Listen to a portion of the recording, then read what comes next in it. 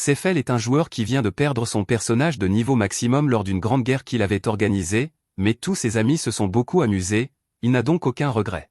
Sa guerre a apparemment été si populaire qu'il a fini par recevoir une offre de l'équipe de développement du jeu, et comme il est impatient de voir ce qu'il lui réserve, il clique sur « Accepter » sans hésiter.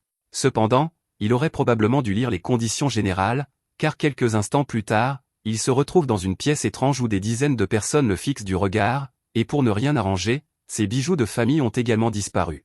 Il se rend compte qu'il a été placé dans le corps de son personnage, Lufa, et que les gens semblent absolument terrifiés par lui, alors il tente de leur demander poliment ce qui se passe.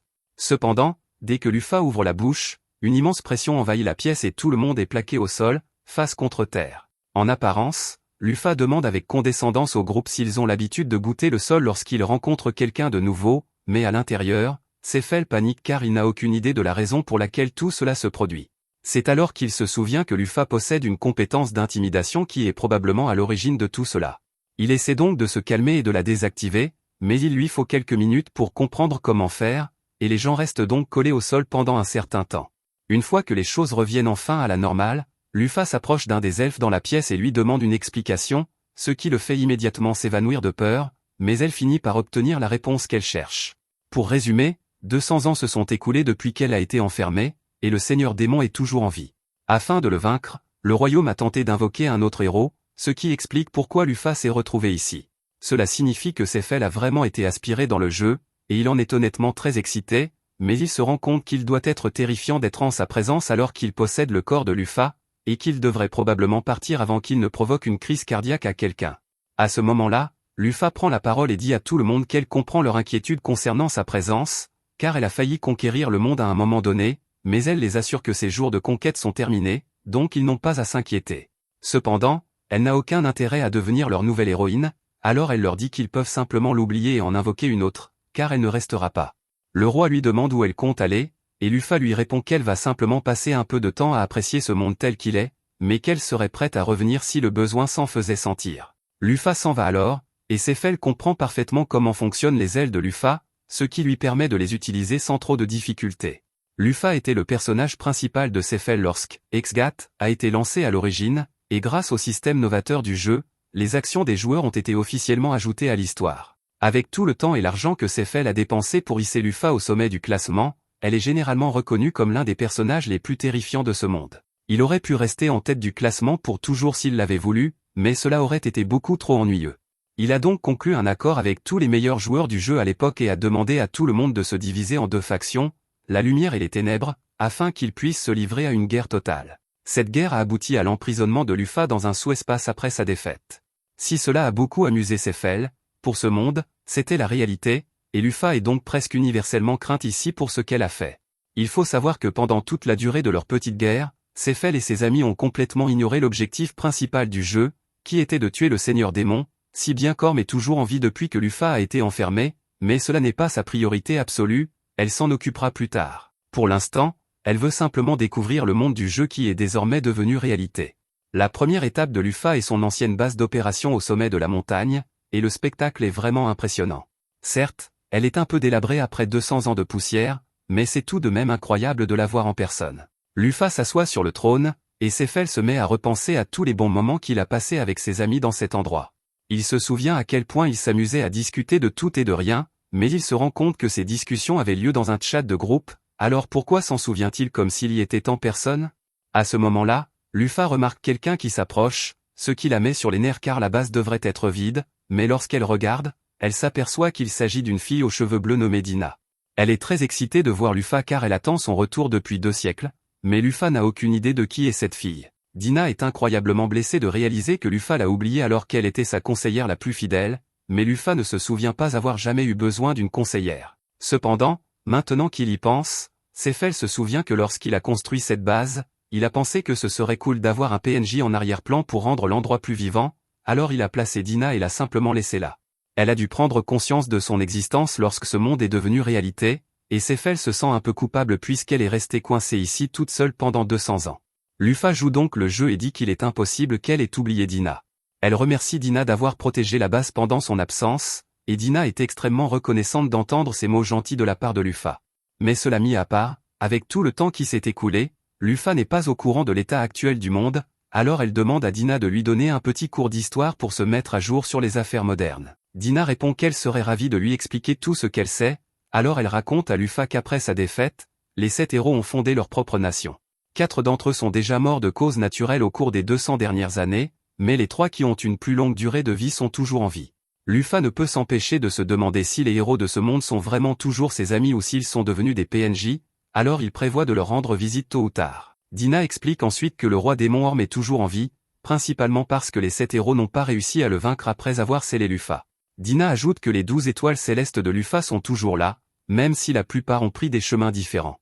Les 12 étoiles sont un groupe de monstres PNJ rares et puissants que Sefel a rassemblés parce qu'il trouvait cool d'avoir une petite armée de généraux d'élite à son service. Lufa demande à Dina s'il y a du nouveau concernant les 12 étoiles, et elle répond qu'elle connaît l'emplacement de 6 d'entre elles, mais que 2 de ces 6 semblent avoir rejoint l'armée démoniaque dans le but de se venger des héros qui ont scellé Lufa. Lufa est un peu déçu d'apprendre que certains de ses serviteurs ont rejoint l'armée démoniaque après sa défaite, car leur querelle n'était pas si grave, et elle va donc devoir les réprimander une fois qu'elle les aura retrouvés. Cela mis à part, elle est contente d'avoir au moins quelque chose à faire maintenant. Son plan initial était simplement d'explorer le monde pour le plaisir et de découvrir si les 3 héros restants étaient des joueurs comme elle, mais elle doit d'abord rassembler les 12 étoiles célestes, car elle serait responsable si l'une d'entre elles causait des problèmes sans raison. Elle demande à Dina de lui indiquer l'emplacement de la première étoile céleste, alors celle-ci consulte une carte et lui montre un endroit appelé Svel. C'est là que l'un des héros vit depuis quelques années, et l'étoile céleste, Bélier, tente de l'envahir depuis des mois. Maintenant qu'elle sait où trouver Harry, elle se met immédiatement en route pour le retrouver, mais Dina lui crie de revenir, car elle ne peut pas partir sans faire de préparatifs. Tout d'abord, Lufa n'a pas d'argent sur elle, et Dina aurait été prête à lui en donner, mais l'inflation est un problème, et elle a attendu si longtemps que tout l'argent qu'elle avait est pratiquement sans valeur maintenant. Lufa répond qu'elle peut gagner de l'argent en chemin, mais Dina lui dit que personne ne voudra faire affaire avec la légendaire conquéreuse. Lufa rétorque que personne ne reconnaîtra son visage après 200 ans, mais on lui rappelle que des races comme les elfes existent et que beaucoup d'entre eux savent sûrement qui elle est, d'autant plus que le royaume a probablement émis un avertissement public concernant son arrivée. Cependant, si Lufa veut gagner de l'argent, Dina connaît un travail qu'elle peut faire et qui ne nécessite pas de vérification des antécédents, l'aventure. Pour commencer, Dina conduit Lufa à la ville marchande de Yétélé, mais elle attirerait trop l'attention avec ses ailes sombres exposées, alors Lufa les cache dans sa cape surdimensionnée pour se déguiser.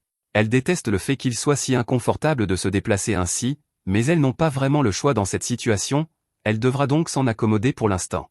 Une fois arrivée à la guilde des aventuriers, Lufa mentionne qu'elle ressent une certaine nostalgie à l'idée de revenir dans ce repère de marginaux et de dégénérés, car selon ses connaissances, elle était aventurière avant de fonder sa nation obscure. Cependant, elle se rend vite compte à quel point il est étrange qu'elle éprouve un sentiment de nostalgie alors que c'est techniquement la première fois qu'elle met les pieds dans la guilde. Dina remarque que Lufa semble perdue dans ses pensées, alors elle lui demande si quelque chose ne va pas, mais celle-ci élude la question et répond qu'elle devrait aller jeter un œil au tableau d'affichage des offres d'emploi. Alors qu'elle consulte le tableau d'affichage, Dina repère une mission qui rapporte 3000 pièces, et tout ce qu'elles ont à faire est de retrouver plusieurs chats perdus. Lufa reconnaît que cela semble être une très bonne affaire, mais cela leur prendrait une éternité pour retrouver les chats, et elle préfère ne pas passer une semaine sur une quête secondaire, alors elle continue à chercher. C'est alors qu'ils trouvent un travail de chasse intéressant. Ils seront payés 1500 pièces et tout ce qu'ils ont à faire est de chasser quelques orques, ce que Lufa trouve parfait. Les orques ont 3% de chance de laisser tomber leur viande à leur mort, et si vous mangez leur viande, votre santé maximale augmente, elle va donc en profiter pour gagner un peu de HP pendant qu'ils sont là-bas. Plus tard dans la journée, les deux arrivent au village où la demande a été faite, et ils parlent au chef du village, un vieil homme fatigué qui veut juste en finir une fois pour toutes. Il explique que les orques ravagent leur village depuis longtemps, kidnappant leurs femmes, tuant leurs hommes et détruisant tout ce qu'ils ont construit.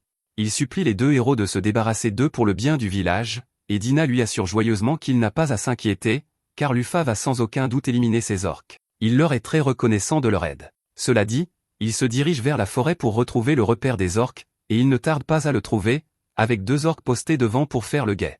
Lufa se prépare alors à attaquer.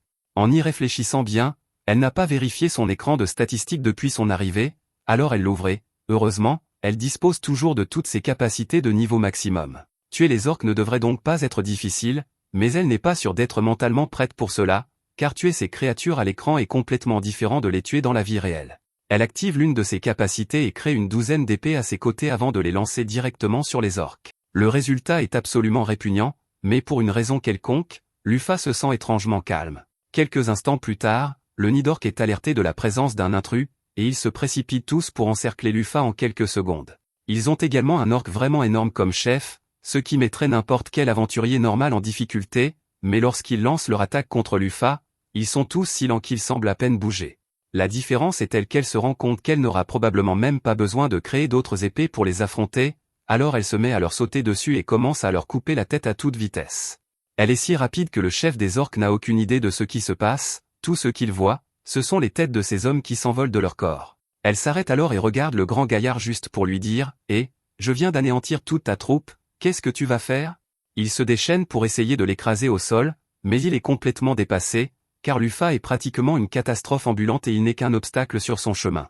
Sans blague, tout ce qu'elle a fait au roi des orques, c'est lui donner un petit coup de poing sur la tête, et une seconde plus tard, un trou béant était percé dans son crâne. Elle est tout simplement trop forte. Une fois que Lufa a terminé son massacre, Dina commence à récolter certains des cadavres d'orques, et elle est ravie de découvrir que celui-ci a encore son filet intact. Selon Dina, la vitalité d'un orque est stockée dans son filet, et s'il n'est pas endommagé, le manger transfère cette vitalité à celui qui le mange. Elle propose d'en préparer pour Lufa une fois qu'elles seront de retour, alors elle crée plusieurs portails et range les cadavres. Lufa n'avait aucune idée que Dina avait un tel pouvoir, mais la téléportation leur sera certainement utile à un moment ou à un autre. Pour l'instant, cependant, il est temps pour elle de sauver toutes les personnes qui ont été kidnappées par les orques. À la grande surprise de Dina, après avoir libéré toutes les femmes, elle constate qu'elles semblent toutes en parfaite santé. Lufa ne trouve pas cela si étrange, car dans l'univers du jeu, les orques sont en réalité très gentils avec les femmes. Ils sont juste très laids et ont un charisme incroyablement faible, donc ils ne prennent même pas la peine d'essayer de séduire qui que ce soit et passent directement au kidnapping. Dina est choquée d'entendre cela, car elle ne peut imaginer que des monstres aussi hideux puissent être des gentlemen. Mais quelle que soit la façon dont ils traitent leurs captives, cela ne change rien au fait qu'ils kidnappent quand même les femmes, alors Lufa crée un point de pierre géant et détruit la grotte pour s'assurer qu'il n'y ait aucun survivant. Dina demande à Lufa si elle souhaite qu'elle efface la mémoire des filles, car elle aimerait qu'elles se souviennent des visages hideux des orques qui les ont kidnappées. Mais la réaction sincère de Lufa est « Pourquoi suggères-tu si naturellement d'effacer leur mémoire, comme si c'était quelque chose de normal ?» Elle demande à Dina s'il est vraiment possible d'effacer la mémoire de quelqu'un, et celle-ci répond « C'est très facile. En fait, si elle le voulait, elle pourrait manipuler et réécrire la personnalité d'une personne. » Mais outre le fait qu'il soit effrayant que Dina puisse faire cela sur un coup de tête, Lufa ne pense pas qu'il soit nécessaire de modifier la mémoire de qui que ce soit à propos d'un incident comme celui-ci. Il suffit de ramener les filles saines et sauves à leur village, alors Lufa invoque un golem et lui demande de transporter tout le monde pendant le voyage de retour. Cette mission s'est très bien déroulée, mais Lufa ne peut s'empêcher de se demander pourquoi personne d'autre ne l'avait accepté avant leur arrivée. Dina explique que c'est parce qu'il n'y avait aucune incitation à prendre le risque, mais cela n'a aucun sens pour elle, car la vitalité du filet d'ORC aurait été une raison plus que suffisante pour relever le défi. Cependant, Dina informe Lufa que la plupart des gens ne prendraient pas le risque parce que, pour faire simple, les guerriers de cette époque sont nuls. Par exemple, Dina dit que la nation qui a invoqué Lufa s'appelle le Royaume de l'Épée, et elle veut qu'elle devine quel est le niveau du plus fort épéiste du royaume. Comme il s'agit de leur plus fort combattant, Lufa suppose que ce type doit être aussi fort qu'elle, mais à sa grande surprise, on lui dit que le meilleur épéiste du royaume n'est qu'au niveau 120.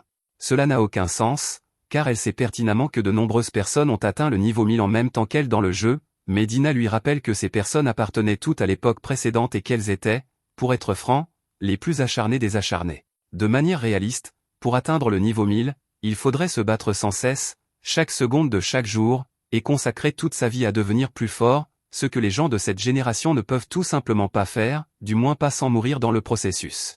Lufa comprend maintenant pourquoi il serait difficile pour les gens de ce monde d'atteindre le niveau maximum, car pour elle, ce n'était qu'un jeu, il était donc naturel de grimper autant de niveaux que possible, mais pour les gens de ce monde, c'est leur seule et unique vie, ils ne voudraient donc pas la gaspiller.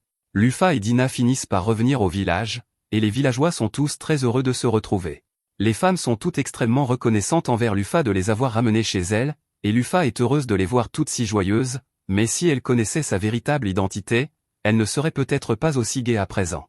Le chef du village remet à Lufa et Dina la récompense convenue, et après avoir vérifié, Dina confirme que tout y est, alors ils sont prêts à partir. Cependant, avant leur départ, le chef demande à Lufa si le village peut vraiment garder son golem. Lufa répond qu'elle ne voit pas d'inconvénient à le laisser derrière elle, et qu'il devrait simplement l'utiliser comme gardien pour protéger le village au cas où d'autres orques se présenteraient un jour. Le chef est tellement touché par la gentillesse de Lufa qu'il en conclut qu'elle doit être une messagère de Dieu, mais cela est loin d'être la vérité. Lufa décide qu'il est temps de partir, mais avant qu'elle ne le fasse, les villageois lui demandent au moins de leur dire son nom afin qu'ils sachent comment appeler leur sauveuse. Sans réfléchir, Lufa tente de révéler son identité, mais Dina intervient et donne aux villageois une fausse identité à la place. Lufa est furieuse que Dina l'ait interrompue ainsi, mais elles en ont déjà discuté, si quelqu'un découvrait la véritable identité de Lufa, cela provoquerait une panique générale, et elles ne peuvent pas se le permettre. Comme elles ont désormais assez d'argent pour couvrir leurs frais de voyage, rien ne les empêche de se rendre directement à Sfel, mais Lufa ne peut pas s'en réjouir outre mesure, car la seule raison pour laquelle elle s'y rend est d'empêcher l'une de ses 12 étoiles, Harry, de continuer à l'attaquer. Elle doit également confirmer si les héros survivants sont vraiment ses anciens compagnons, c'est pourquoi sa première étape sera de rencontrer Maigret. Alors qu'ils approchent de la ville, Lufa commence à remarquer plusieurs jolies lumières flottant tout autour d'eux. Elle demande à Dina ce que c'est, et celle-ci lui explique que ces lumières sont de petites particules de mana qui flottent dans les airs car la terre ici est très riche. Elle dit que c'est la preuve qu'il se rapproche de Sfel, et en fait, Dina peut déjà la voir d'ici. Elle semble très enthousiaste d'être ici, mais Lufa ne voit pas ce qu'il y a de si génial, car pour elle, cela ressemble à une ville aquatique ordinaire. Elle se dirige vers la porte d'entrée, où un garde leur crie que toute personne souhaitant entrer dans la capitale doit présenter son passeport. Lufa ne savait pas qu'il fallait un passeport pour entrer dans la ville, alors elle commence à s'inquiéter qu'elle ne puisse pas entrer. Cependant, Dina n'est pas du tout inquiète, car elle possède la compétence parfaite pour cela, la falsification de documents. Elle s'approche simplement du garde et lui présente 2 passeports qu'elle a créés pour elle-même et Lufa. Après les avoir vérifiés, le garde est convaincu qu'ils sont authentiques et autorise les 2 femmes à entrer dans la ville. Alors qu'ils marchent dans les rues, Dina explique à Lufa que la ville de Sfel a été fondée par le sage elfe Maigret et qu'elle est réputée pour la richesse de ses connaissances magiques. Cette région est également particulièrement riche en mana ambiant, ce qui attire de nombreux mages et érudits qui viennent ici dans l'espoir d'approfondir leurs connaissances en magie. Dina demande quel est leur objectif dans la ville aujourd'hui, et Lufa lui répond qu'elle prévoit d'abord de rendre visite à Maigret, car elle a beaucoup de choses à lui dire. Dina panique en entendant cela, car elle pense que Lufa a l'intention de prendre d'assaut le château de Maigret, mais celle-ci lui assure qu'il s'agit simplement d'une visite amicale. Après tout, Harry a causé beaucoup d'ennuis injustifiés à Maigret, et elle doit encore lui présenter ses excuses pour cela.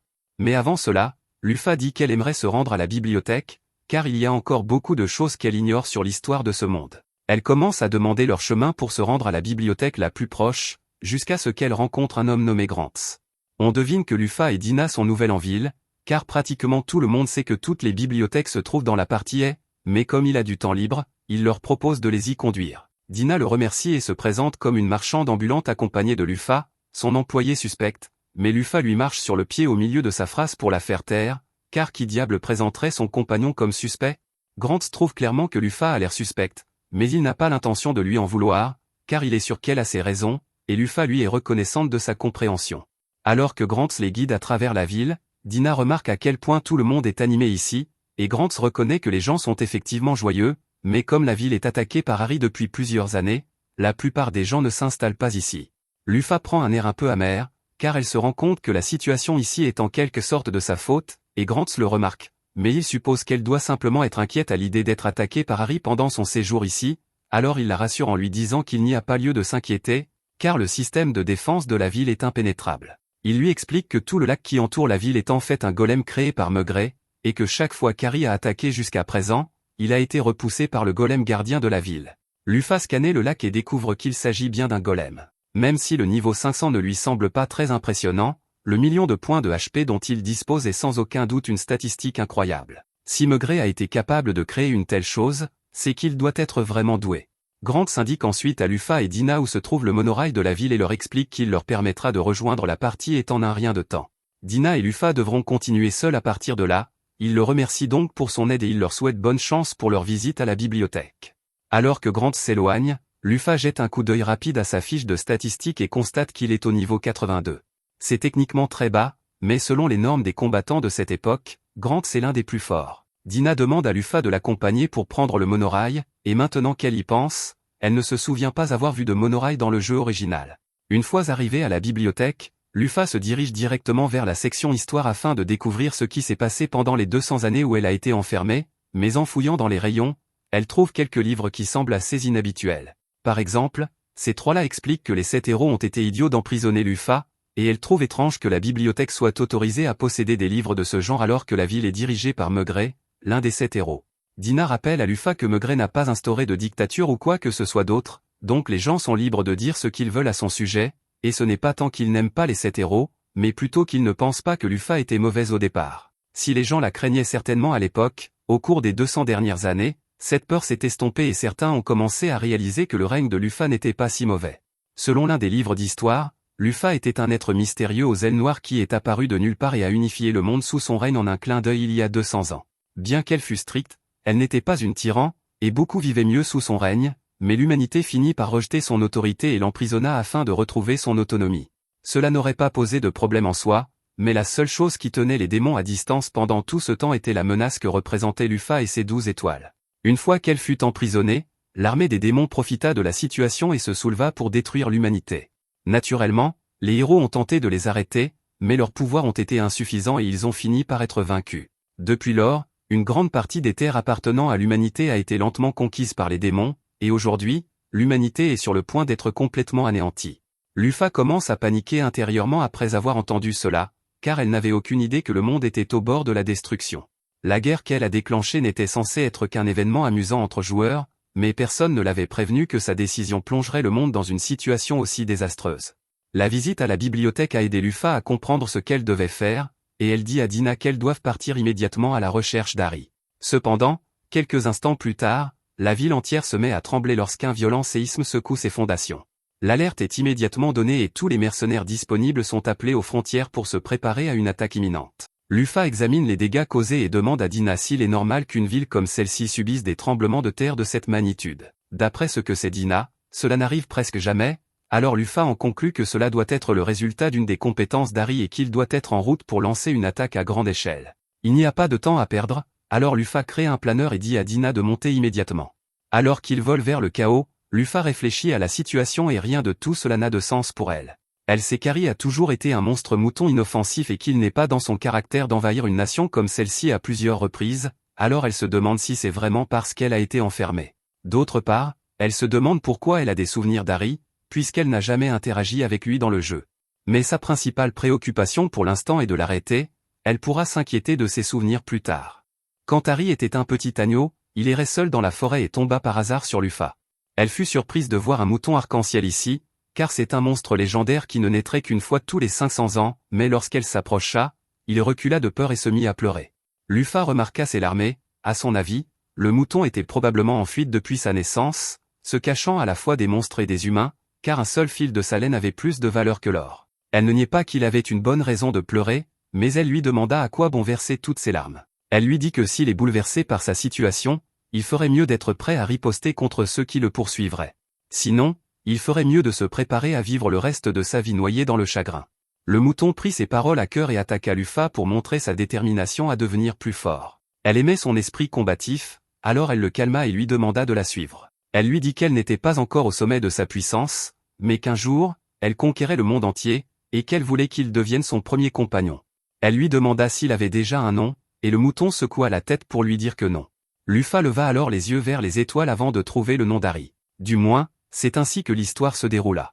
À présent, Gantz et ses hommes se précipitent tous pour intercepter les forces d'Harry, car il s'agit clairement du début d'un assaut total. Une fois arrivé sur le front, il aperçoit une immense armée de monstres marchant lentement vers les portes de la ville, et il commence à s'inquiéter, car il n'y a aucun moyen de les retenir tous jusqu'à ce que l'armée principale soit prête à combattre. Le tremblement de terre qui s'est produit plus tôt devait être la déclaration de guerre d'Harry, car malgré sa haine à leur égard, Luffy avait établi une règle selon laquelle il n'était pas autorisé à attaquer sans avoir d'abord déclaré la guerre, et depuis, il avait suivi cette règle à la lettre. Peu de temps après, les forces avancées de la ville arrivent, et l'ordre est donné à tous les mages et archers de tirer avant que les monstres ne se rapprochent trop.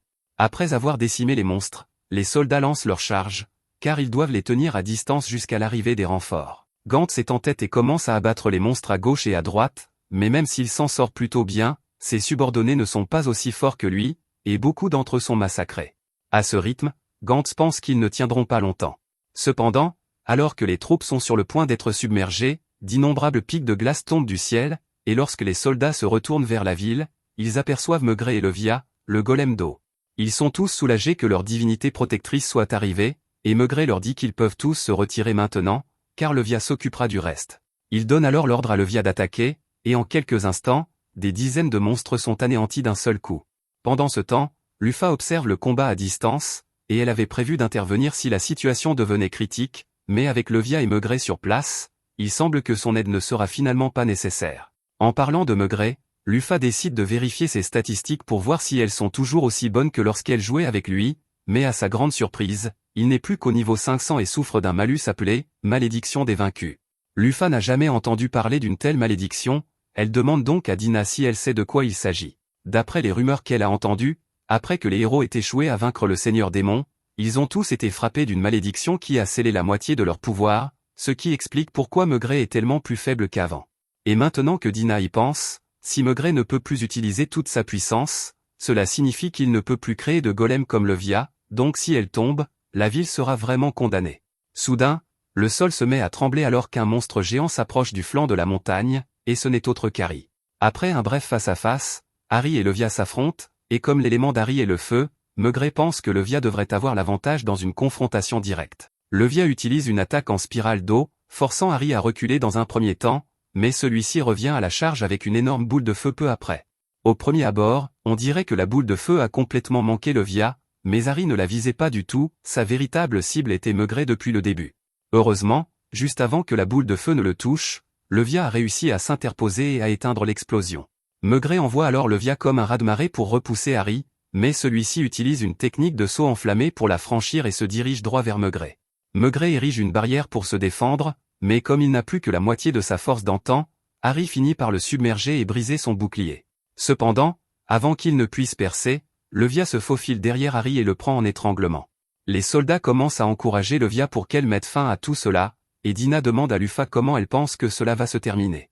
En ce qui concerne cette bataille, Lufa dit que Levia va gagner, mais cela ne signifie pas qu'elle va gagner la guerre. Levia a perdu beaucoup de points de vie en encaissant toutes les attaques d'Harry, et il est probable que c'était l'objectif d'Harry depuis le début.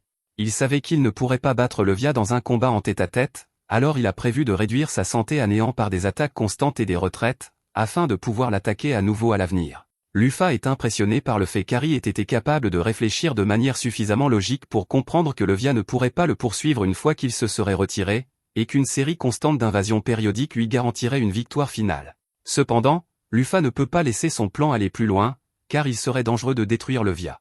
Elle devra donc s'occuper de lui elle-même. Elle attrape Dina et saute sur le champ de bataille. Alors qu'Harry s'apprête à lancer une autre puissante explosion, Lufa le projette à travers la chaîne de montagne d'un coup de pied. Tout le monde est complètement incrédule en voyant le monstre terrifiant projeté en l'air en un instant, et Maigret se demande qui peut bien posséder un tel pouvoir, mais même si Lufa cache toujours son identité, dès qu'il entend sa façon de parler, il comprend en quelque sorte. Lufa ne veut encore rien confirmer ni infirmer, alors elle dit à Maigret qu'elle s'occupera d'Harry toute seule et qu'elle reviendra ensuite pour discuter avec lui. Cependant, avant qu'elle ne parte, Maigret lui dit qu'il y a quelqu'un dans les coulisses qui manipule la soif de vengeance d'Harry, et qu'elle doit donc être prudente. Comme cet avertissement vient d'un vieil ami, Lufa répond qu'elle en tiendra compte, puis s'envole pour affronter Harry. Une fois devant lui, Harry lui demande qui elle est, ce qui la surprend, car lorsqu'elle jouait au jeu, Harry ne faisait que bêler, elle ne savait donc pas qu'il pouvait parler. Cela mis à part, comme Harry ne semble pas la reconnaître, elle active sa compétence d'intimidation, et dès qu'Harry ressent la pression terrifiante qui émane d'elle, il se souvient de son maître. Cependant, même si elle se tient juste devant lui, Harry refuse toujours de croire que c'est elle, car il est sûr que Lufa est morte depuis longtemps. Lufa n'est toujours pas sûre de pouvoir être considérée comme l'original, car elle a techniquement été réincarnée, mais quoi qu'il en soit, il s'agit bien du corps de Lufa elle-même. Elle ne veut pas perdre de temps à essayer de convaincre Harry avec des mots, alors elle lui dit que s'il ne croit vraiment pas que c'est elle, il est libre de venir tester sa force par lui-même, et par courtoisie, elle promet de ne pas trop lui faire de mal. Harry hésite un instant, car la femme devant lui ressemble vraiment à Lufa, mais il se convainc qu'elle doit être un imposteur, car il est impossible que son maître soit revenu. Il se prépare à attaquer de toutes ses forces, et Lufa commence à s'exciter, car c'est la première fois qu'elle affronte un monstre qui devrait être assez fort pour survivre à ses attaques. Ce sera donc son premier vrai combat. Harry charge Lufa avec toute son intensité. Cependant, après l'avoir repoussé de quelques centaines de mètres, Lufa arrête facilement son élan d'une seule main et lui dit qu'il est effectivement devenu plus fort qu'il ne l'était il y a 200 ans. Harry tente continuellement de la repousser, mais Lufa ne bouge pas d'un pouce et elle le trouve même adorable de faire autant d'efforts. En récompense de ses efforts, elle lui dit qu'elle va lui faire un câlin. L'instant d'après, Harry est soulevé du sol par la tête. Lufa le projette alors directement en l'air, mais elle est loin d'en avoir fini, alors elle s'envole à sa poursuite, et une fois arrivée au-dessus du corps d'Harry, elle dit qu'elle va le caresser doucement. Lufa frappe alors Harry avec la force d'un camion de 10 tonnes, le projetant au sol, mais avant qu'il ne touche terre, elle vole sous lui et décide de lui caresser également le menton, renvoyant Harry dans les airs. Les spectateurs assistent au spectacle dans un silence stupéfait, car ils n'ont jamais vu une telle démonstration de puissance auparavant. Lufa finit par écraser Harry au sol, le laissant à l'état de crêpe, mais elle n'en a pas encore fini. Harry commence à brûler d'un feu bleu brillant, et Lufa suppose que c'est son attaque la plus puissante, alors elle lui dit de lui donner tout ce qu'il a. Il charge à une vitesse incroyable, et avec un grand sourire sur le visage, Lufa s'avance pour l'intercepter, provoquant une explosion massive visible à des kilomètres à la ronde. Une fois la poussière retombée, nous voyons que Lufa a une fois de plus arrêté Harry avec la paume de sa main, puis elle le projette dans les rochers d'un simple mouvement du doigt. Elle demande à Harry s'il doute encore qu'elle soit la vraie Lufa, mais tout à coup, il saute hors des décombres et reprend sa forme humaine pour s'excuser auprès de Lufa de son comportement stupide. Lufa est d'abord choquée, car elle savait qu'Harry avait une forme humaine, mais elle ne se souvient pas l'avoir conçu comme un fanbois, mais maintenant qu'elle y pense, elle se souvient d'une discussion de groupe où elle et ses amis avaient décidé de donner à Harry un design fanbois pour plaisanter, et elle avait choisi de suivre le mouvement. 20 minutes plus tard, Harry cesse enfin de pleurer et de s'excuser, alors Lufa jette un œil à son écran de statistiques. Son niveau est toujours le même que lorsque Lufa jouait au jeu, mais ses capacités se sont considérablement améliorées, ce qui doit être le résultat de tout le travail acharné d'Harry au cours des 200 dernières années. Elle dit à Harry qu'elle est en mission pour récupérer ses 12 étoiles célestes, et qu'il est sa première étape, donc elle n'acceptera pas de refus. Harry est heureux que Lufa soit venu le chercher en premier, et il accepte de se joindre à elle pour sa mission une fois de plus, mais il a d'abord quelques questions à poser, comme qui est cette femme aux cheveux bleus là-bas? Dina n'arrive pas à croire qu'Harry ne se souvienne vraiment pas d'elle, alors elle court vers lui, le regarde dans les yeux et lui rappelle qu'elle a toujours été aux côtés de Lufa. Tout à coup, Harry se souvient vaguement de Dina debout à côté du trône de Lufa, mais étant donné qu'elle a le pouvoir de modifier les souvenirs, je commence à avoir quelques soupçons. D'après ce dont Harry se souvient, Dina n'a littéralement jamais bougé de cet endroit, il a donc supposé qu'elle était un meuble, mais il est surpris de découvrir qu'elle peut parler. Entendre Harry la traiter de meuble contrarie beaucoup Dina, qui s'éloigne et boude. Lufa rit doucement, car elle non plus ne savait pas qui était Dina au début, mais celle-ci lui a été d'une grande aide depuis son arrivée, et elle demande donc à Harry de ne pas trop se moquer d'elle. Lufa demande à Harry pourquoi il essayait d'envahir la ville, alors il lui répond qu'il l'a fait uniquement parce qu'il voulait venger Lufa après ce que les humains lui avaient fait. Après tout, s'il ne l'avait pas enfermé, les humains auraient déjà été vaincus et le monde serait en paix. Lufa comprend les sentiments d'Harry et apprécie le fait qu'il ait voulu la venger, mais elle lui dit qu'elle n'a aucun désir de vengeance contre l'humanité. Mais cela mis à part, elle se souvient de ce que Maugrey lui avait dit à propos de quelqu'un qui avait manipulé Harry pour qu'il lance les attaques, alors elle demande à Harry de lui dire qu'il lui a mis des idées de vengeance dans la tête, car elle ne tolérera pas que quelqu'un trompe son subordonné. Harry lui répond nerveusement que c'était l'un des démons, et qu'en ce moment même, sur le continent des démons, ce même démon se prépare à lancer son armée pour occuper Sfel. Il a patiemment attendu qu'Harry affaiblisse la santé de Levia pour pouvoir envahir, et il a préparé une armée de monstres de niveau 80, donc il est sûr que rien ne peut l'arrêter. Mars ordonne à son armée de se mettre en route et de massacrer tous les humains de la ville de Sfel, mais soudain, Lufa s'écrase juste devant son château, éliminant tous les hommes de Mars au passage. Mars n'a aucune idée de qui est Lufa, mais il voit bien qu'elle est forte, alors il décide de descendre pour l'affronter. Mars demande à Harry pourquoi il a soudainement décidé d'arrêter d'attaquer Sfel alors qu'il doit toujours détester les humains pour ce qu'ils ont fait. Harry admet qu'il n'a toujours pas pardonné à l'humanité ce qu'elle a fait à Lufa, mais il réalise maintenant que les détruire ne le rendra pas heureux, ni Lufa. En fait, les seuls qui en profiteraient seraient des démons comme Mars, et c'est la dernière chose que Lufa souhaiterait, alors Harry jure d'arrêter Mars ici et maintenant. Mars n'est pas vraiment dérangé, car il s'attendait déjà à ce que cela arrive tôt ou tard, et maintenant qu'Harry n'est plus utile, il prévoit de l'éliminer. Lufa dit à Harry de rester en retrait, car il est encore blessé après le passage à tabac qu'il a subi plus tôt, et Mars est surpris qu'il y ait encore quelqu'un d'aussi fort du côté des humains, mais cela n'a pas d'importance, car il est l'un des 7 généraux démons, et il est convaincu qu'il peut la vaincre. Il commence à charger ses pouvoirs de feu et de glace, entrant dans des détails extrêmement ennuyeux sur le fonctionnement de sa technique. Il parle beaucoup en ce moment, et Lufa finit par en avoir assez, alors elle lui donne un coup de poing en plein visage si fort qu'il est projeté comme s'il faisait partie de la Team Rocket.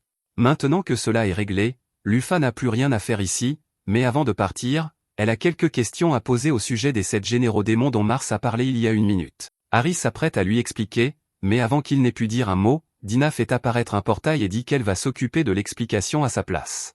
Elle explique à Lufa que les 7 généraux démons ont été formés il y a 8 ans et qu'ils sont composés des plus puissants subordonnés du Seigneur démon. Lufa est choqué d'apprendre que Mars était l'un des démons les plus puissants, car il ne pouvait pas avoir plus de 300 niveaux au maximum. Dina poursuit en expliquant que l'humanité n'est pas la seule à s'être considérablement affaiblie au cours des 200 dernières années. S'il est vrai que les héros ont tous été maudits et sont depuis devenus incroyablement faibles, ils ont éliminé presque tous les subordonnés vraiment puissants du Seigneur Démon, de sorte que les seuls qui restent au niveau de Lufa sont le Seigneur Démon lui-même et son fils. À ce moment-là, Harry remarque que Lufa n'a en fait tué aucun des monstres lorsqu'elle a atterri plus tôt, alors il lui demande si elle a l'intention de les laisser en vie, ce qu'elle confirme. Elle ne pense pas qu'il soit juste de tuer les monstres puisqu'ils n'ont en fait rien fait de mal, mais Dina lui demande si elle est sûre de vouloir les épargner, car ils pourraient finir par faire du mal à des gens s'ils sont laissés seuls. Lufa a déjà trouvé une solution brillante à ce problème, alors elle utilise son pouvoir pour soumettre tous les monstres de la région et les placer sous son contrôle. Dina lui demande si elle a l'intention de ramener tous les monstres avec eux, mais Lufa ne veut pas s'occuper de tous ces monstres. Elle leur donne donc l'ordre de retourner dans leur habitat naturel et d'éviter d'attaquer les humains sans raison valable. Les monstres commencent tous à s'éloigner, et ils devraient désormais pouvoir vivre le reste de leur vie en paix. Lufa est donc heureuse et sa mission ici est officiellement terminée. Ensuite, Lufa retourne dans la ville de Sfel pour rencontrer Maigret et lui faire part de la situation. Elle lui dit qu'elle a maîtrisé Harry et qu'elle a également vaincu le général démoniaque qui était à l'origine de tout cela. Maigret est soulagé que tout soit enfin terminé, mais il demande ce qu'il est advenu de tous les monstres actuellement sous le contrôle de Mars. Lufa l'informe qu'elle les a tous placés sous son commandement afin qu'il ne pose plus de problème, et après avoir entendu tout ce que Lufa a accompli, il est certain de son identité. Il lui demande de l'accompagner un instant car il aimerait discuter en privé, mais Lufa hésite un moment car l'anticipation le tue.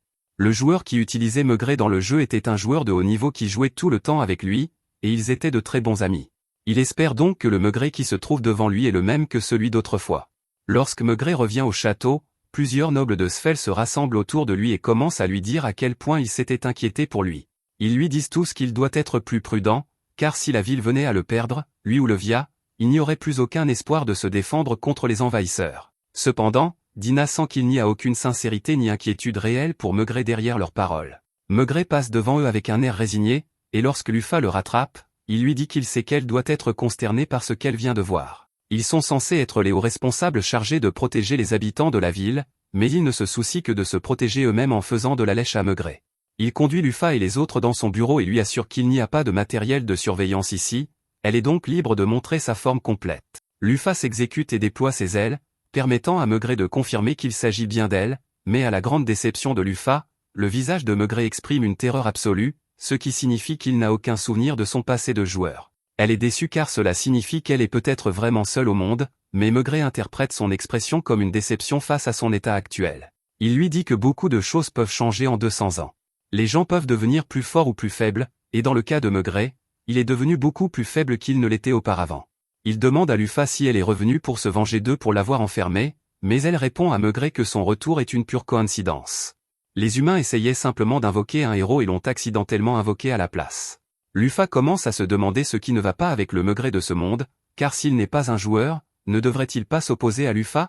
Du moins, d'après ce qu'elle a entendu jusqu'à présent. À ce moment-là, elle se rend compte que Maigret doit se sentir coupable de ce qui s'est passé, car si lui et les autres héros n'avaient pas enfermé Lufa, les démons auraient été vaincus depuis longtemps. Être adulé comme un héros alors qu'il se reproche la chute de l'humanité doit le ronger, alors il cherche un moyen de se punir pour son rôle dans tout cela. Lufa dit à Maigret qu'il ne sert à rien de se culpabiliser pour ce qui s'est passé dans le passé, car en réalité, il a vaincu un ennemi puissant, il devrait donc en être fier et continuer à suivre la voie qu'il estime juste. Maigret n'arrive pas à croire que Lufa soit si gentille avec lui, alors il lui demande pourquoi elle ne lui en veut pas.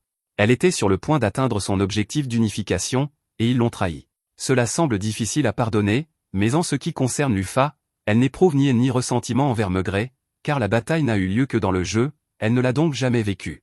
Elle n'a aucune idée de ce que Lufa a ressenti à ce moment-là, mais elle veut donner une réponse appropriée, alors elle dit à Maigret que si lui et les autres ont choisi de se révolter contre son règne, c'est de sa propre faute, car elle était une souveraine inadéquate. Maigret tente de faire valoir qu'il mérite toujours de payer pour ce qu'il a fait, mais il lève alors les yeux et voit le visage sincèrement indulgent de Lufa qui lui dit qu'il doit cesser de se culpabiliser.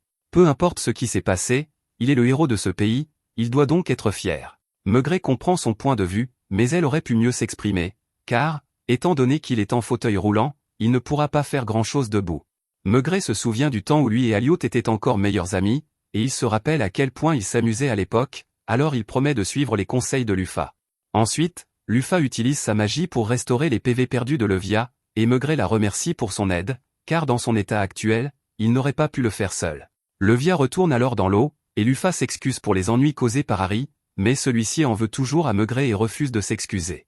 Maigret demande à Lufa ce qu'elle compte faire maintenant, et elle lui répond qu'elle continuera à parcourir le continent jusqu'à ce qu'elle ait récupéré ses 12 étoiles. Dina informe Lufa que le prochain sur la liste est Libra, le gardien de la tombe de Blackwinged. Lufa demande ce qu'est la tombe de Blackwinged, et Dina lui explique qu'après son emprisonnement, tous ceux qui l'admiraient ont travaillé ensemble pour construire la plus grande structure du monde en mémoire de Lufa, et qu'au sommet de celle-ci ont été entreposés tous les anciens trésors et butins de Lufa, Libra agissant comme gardien pour les protéger des pilleurs de tombes. Lufa demande pourquoi les gens seraient assez stupides pour risquer de combattre Libra juste pour piller une tombe, alors Maigret l'informe que ce n'est pas seulement le niveau des gens qui a baissé. Les armes se sont également beaucoup détériorées. Beaucoup des armes légendaires qui existaient autrefois ont été perdues lors de la bataille contre le Seigneur Démon, et les seules qui restent sont celles qui se trouvent dans la tombe de Lufa. L'humanité a désespérément tenté de mettre la main sur ces armes pour aider à combattre l'armée démoniaque, mais grâce à Libra, toutes les tentatives se sont soldées par un échec cuisant. Lufa comprend à quel point cela a dû être frustrant pour Maigret, mais contrairement à Harry, il ne semble pas que Libra fasse réellement quelque chose de mal. Elle exprime simplement sa loyauté en gardant la tombe de son maître, et Maigret comprend le point de vue de Lufa, mais il a une demande à lui faire. Après avoir récupéré Libra et ses trésors, Lufa lui demande de bien vouloir laisser tout ce qu'elle n'a pas l'intention d'utiliser, car cela lui serait d'une grande aide. Lufa répond qu'elle est d'accord, et elle et les autres se préparent à partir, mais avant qu'il ne s'en aille, Maigret dit qu'il a quelque chose à lui donner.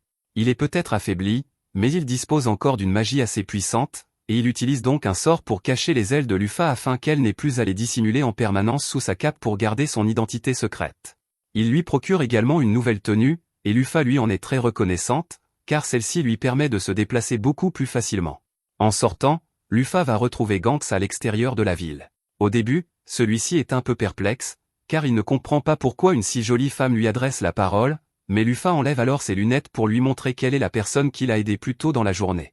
Gantz est stupéfait, car il n'avait aucune idée qu'elle était aussi belle. Elle lui dit qu'elle est venue lui dire au revoir et le remercier pour son aide, alors Gantz lui souhaite un bon voyage, mais avant qu'elle ne parte, il a une dernière question à lui poser. Il s'apprête à lui demander si elle est bien la Lufa des légendes, mais il s'arrête soudainement et lui dit d'oublier ce qu'il vient de dire, car cela ne peut pas être le cas. Pendant ce temps, ailleurs, Mars vient de s'écraser dans une forêt, et alors qu'il volait dans les airs, il s'est rendu compte que la seule personne capable de le frapper aussi fort serait Lufa elle-même. Mais si elle est vraiment de retour, alors tous ses plans seront réduits à néant. À ce moment-là, une femme s'approche de Mars et lui dit que son rôle est terminé, qu'il est temps pour lui de disparaître comme la marionnette pathétique qu'il est. D'un simple claquement de doigts, Mars est rayé de l'existence, et la responsable n'est autre que cette femme qui ressemble étrangement à Lufa. La prochaine étape pour Lufa est d'aller chercher Libra, mais la tombe se trouve à plus de 500 km, alors Dina demande à Lufa de créer un golem pour les y emmener. Ce serait possible, mais Lufa répond qu'il serait plus rapide pour Dina de les téléporter là-bas, puisqu'elle dispose d'un sort de téléportation. Dina soupire et explique à Lufa que la magie de téléportation est principalement destinée à un usage personnel et que, même s'il lui est possible de transporter d'autres personnes, elle doit obtenir leur consentement. Si elle refuse inconsciemment, la magie de téléportation peut avoir toutes sortes d'effets indésirables, et elle préfère donc éviter de prendre ce risque. De plus, elle se réjouissait à l'idée de faire un agréable voyage en voiture, alors elle demande à Lufa d'inclure une baignoire et un endroit où dormir lorsqu'elle fabrique le golem, afin qu'il n'ait pas à sortir dehors la nuit. Lufa n'a jamais entendu parler d'un tel golem, mais Harry semble vraiment enthousiaste, alors elle accepte d'essayer d'en créer un. Elle agite la main et commence le processus de formation du golem, créant finalement un camping-car, puis elle utilise quelques bûches de la forêt pour créer des meubles. Dina est heureuse qu'ils aient des lits confortables pour le voyage, mais elle demande à Lufa si elle pourrait également leur confectionner des draps doux.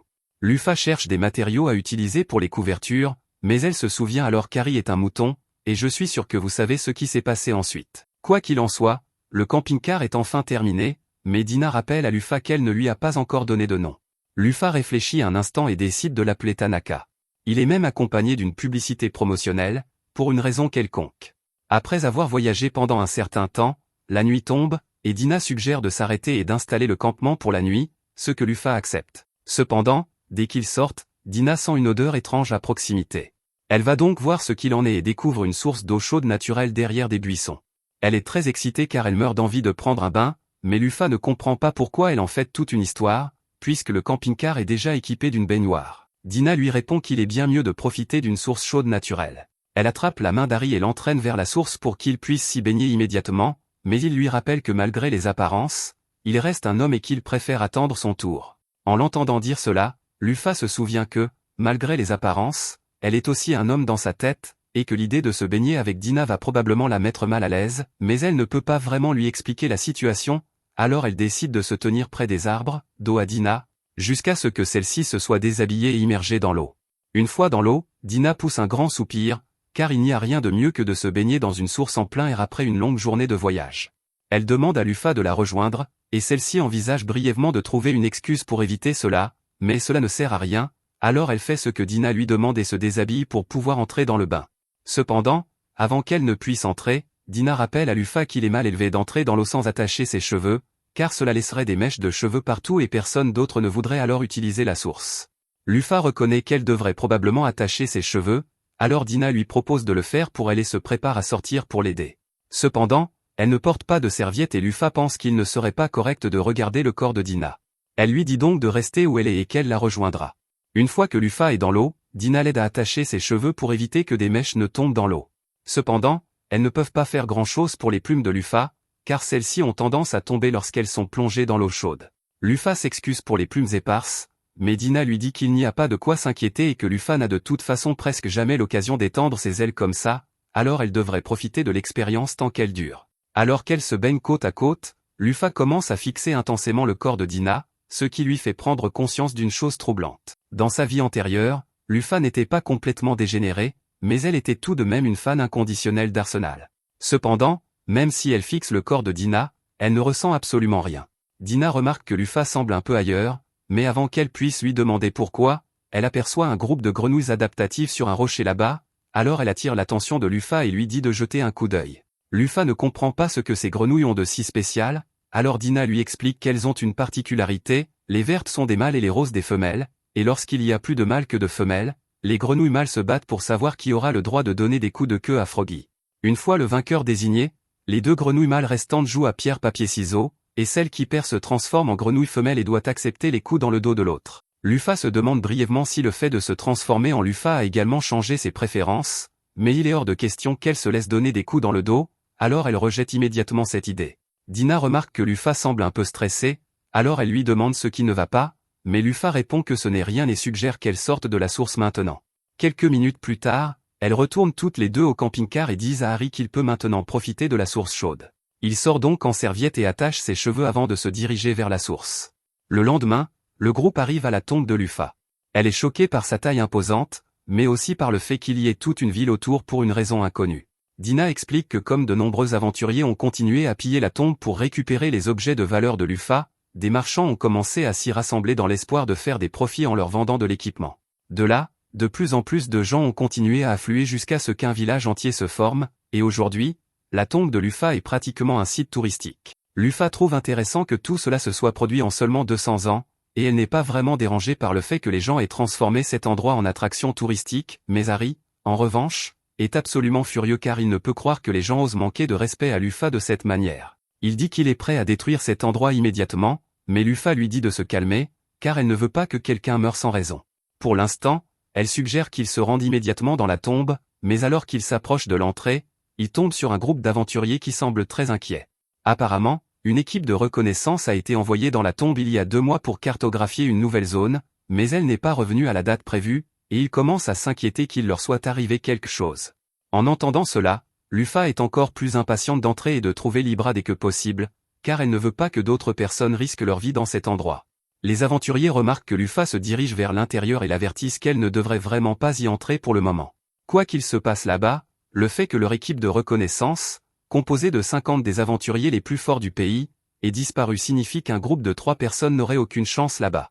Lufa les remercie de leur sollicitude, mais elle les assure qu'elle est tout à fait capable de gérer tout ce qui se trouve à l'intérieur. Lufa et les autres pénètrent alors dans le donjon, mais alors qu'ils avancent dans les tunnels, Harry s'arrête soudainement car il sent quelque chose approcher.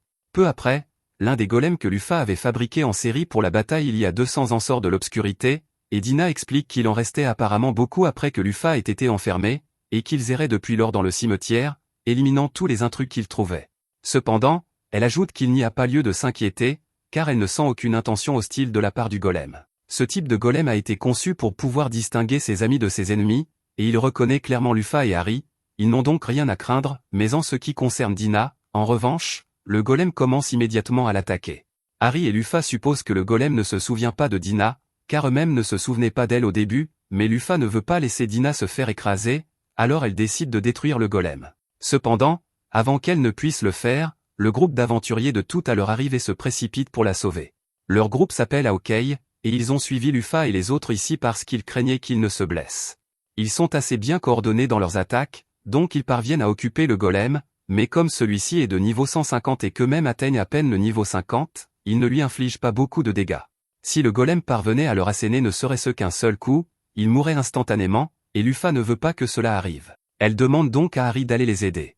Il accepte avec joie et passe en courant devant les aventuriers avant de frapper le golem d'un coup de poing enflammé qui l'envoie valdinguer en arrière. Cela suffit à le mettre hors d'état de nuire, et une fois la poussière retombée, le chef, Jean, s'approche d'Harry et lui demande avec enthousiasme comment il a réussi à porter une telle attaque. Harry est un peu déconcerté parce que Jean est beaucoup trop proche, alors Lufa s'interpose entre eux et dit à Jean de se calmer un peu. Jean s'excuse d'être trop proche et d'avoir dû être sauvé avec son groupe alors qu'ils étaient venus ici pour sauver Lufa. Jean se présente comme un guerrier. Nick se présente comme un guerrier léger, et Richard se présente comme un guerrier lourd. Lufa n'en revient pas du déséquilibre de leur équipe, car tous les membres sont des guerriers, à l'exception de Chou, qui est archer. Quoi qu'il en soit, puisqu'ils font les présentations, elle se présente comme une aventurière de haut niveau de classe rangée, mais quand vient le tour de Dina et Harry, ils ne savent pas quoi dire, alors ils déclarent eux aussi qu'ils sont des Rangers. Jean semble inquiet, car pour lui, le groupe de Lufa semble bien plus déséquilibré que le sien. Jean propose d'accompagner le groupe de Lufa pour leur apporter son soutien, et Lufa s'apprête à refuser, mais avant qu'elle n'ait pu dire quoi que ce soit, Dina intervient et dit qu'elle serait ravie d'avoir de l'aide supplémentaire. Jean et les autres sont ravis de l'entendre et se mettent en route dans le couloir. Avec un visage joyeux, Dina explique à Lufa qu'ils peuvent utiliser les aventuriers pour se faciliter la tâche, au moins jusqu'à ce que l'un d'entre eux tombe dans un piège et meure ou quelque chose comme ça. En entendant Dina dire cela avec le sourire, Lufa se rend compte qu'elle est un peu psychopathe. Cependant, il n'y a pas vraiment de mal à laisser le groupe rester, car ils semblent être des gens sympas. Lufa décide donc de les aider autant que possible sans éveiller trop de soupçons, au moins jusqu'à ce qu'ils atteignent le sommet et trouvent Libra. Pendant ce temps, au sommet de la pyramide, le groupe de reconnaissance disparu depuis des mois a enfin gravi le long escalier et ses membres se jurent que quoi qu'il arrive, ils obtiendront le trésor d'armes pour le bien de l'humanité et de leurs camarades tombés au combat. Cependant, lorsqu'ils arrivent au dernier étage, ils sont confrontés à Libra, qui leur ordonne immédiatement de quitter cette pièce dans les 10 secondes, sinon elle les éliminera. Les aventuriers tentent de raisonner Libra, car ils ont vraiment besoin de ces armes pour combattre les démons, mais elle se moque éperdument de leur raison. Une fois le compte à rebours arrivé à 0, elle active le programme Brachium, enfermant les aventuriers dans une bulle avec elle afin qu'ils puissent être tués. Pendant ce temps, en ce qui concerne Aokei, Lufa commence à regretter de les avoir laissés venir, car ces types sont de véritables chairs à canon, et ils ne sont même pas assez intelligents pour se rendre compte à quel point ils sont faibles. Chaque fois qu'ils rencontrent un golem, ils se font botter les fesses, et Lufa est alors obligé d'ordonner au golem de se retirer pour que les aventuriers ne finissent pas morts, mais il croit sincèrement que ce sont eux qui ont battu les golems, et Lufa craint de leur donner une fausse confiance. Le groupe finit par arriver au dernier gardien golem, qui est beaucoup plus coriace que les autres, avec un niveau élevé de 6 sens. Lufa sait que les aventuriers seraient vaincus dès qu'ils entreraient dans le champ d'action de cette créature, alors elle leur dit de rester en retrait pendant qu'elle s'avance pour s'en occuper. Les aventuriers tentent de lui faire comprendre qu'il est trop dangereux de combattre seul une telle créature, mais Dina leur dit qu'ils n'ont pas à s'inquiéter, car Lufa a un plan. Ils acceptent donc tous de rester en retrait. Elle s'approche du golem et la première chose qu'elle fait est de lui demander s'il la reconnaît.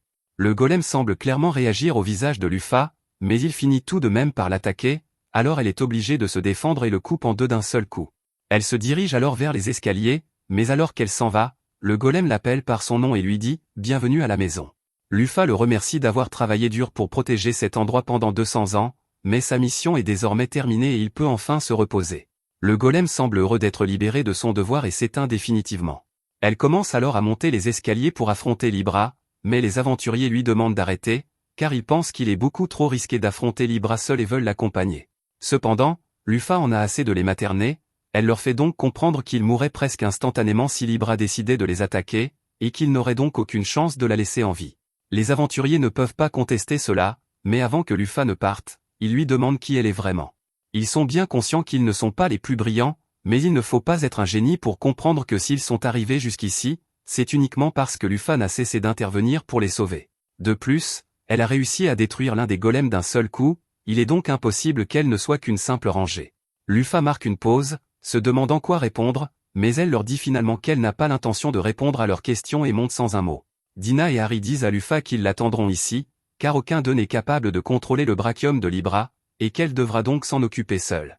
Alors que Lufa monte les escaliers, elle se demande pourquoi elle a ressenti une véritable tristesse lorsqu'elle a éliminé ce golem tout à l'heure. Même s'il s'agissait d'une création de Lufa, et qu'il était logique que le personnage de Lufa s'en soucie, pour Seyfel, ce n'était qu'un ensemble de pixels sur un écran, et il n'aurait donc dû ressentir aucun attachement émotionnel à son égard. Il se rend compte que quelque chose ne va pas dans son esprit pour qu'il ressente cela, mais il n'a pas le temps de s'en préoccuper pour l'instant, car il doit d'abord s'occuper de Libra.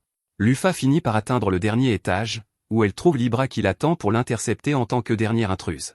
Libra ordonne à Lufa de partir dans les 10 secondes ou de faire face à des actions hostiles, mais celle-ci se contente d'enlever ses lunettes et de déployer ses ailes pour révéler son identité.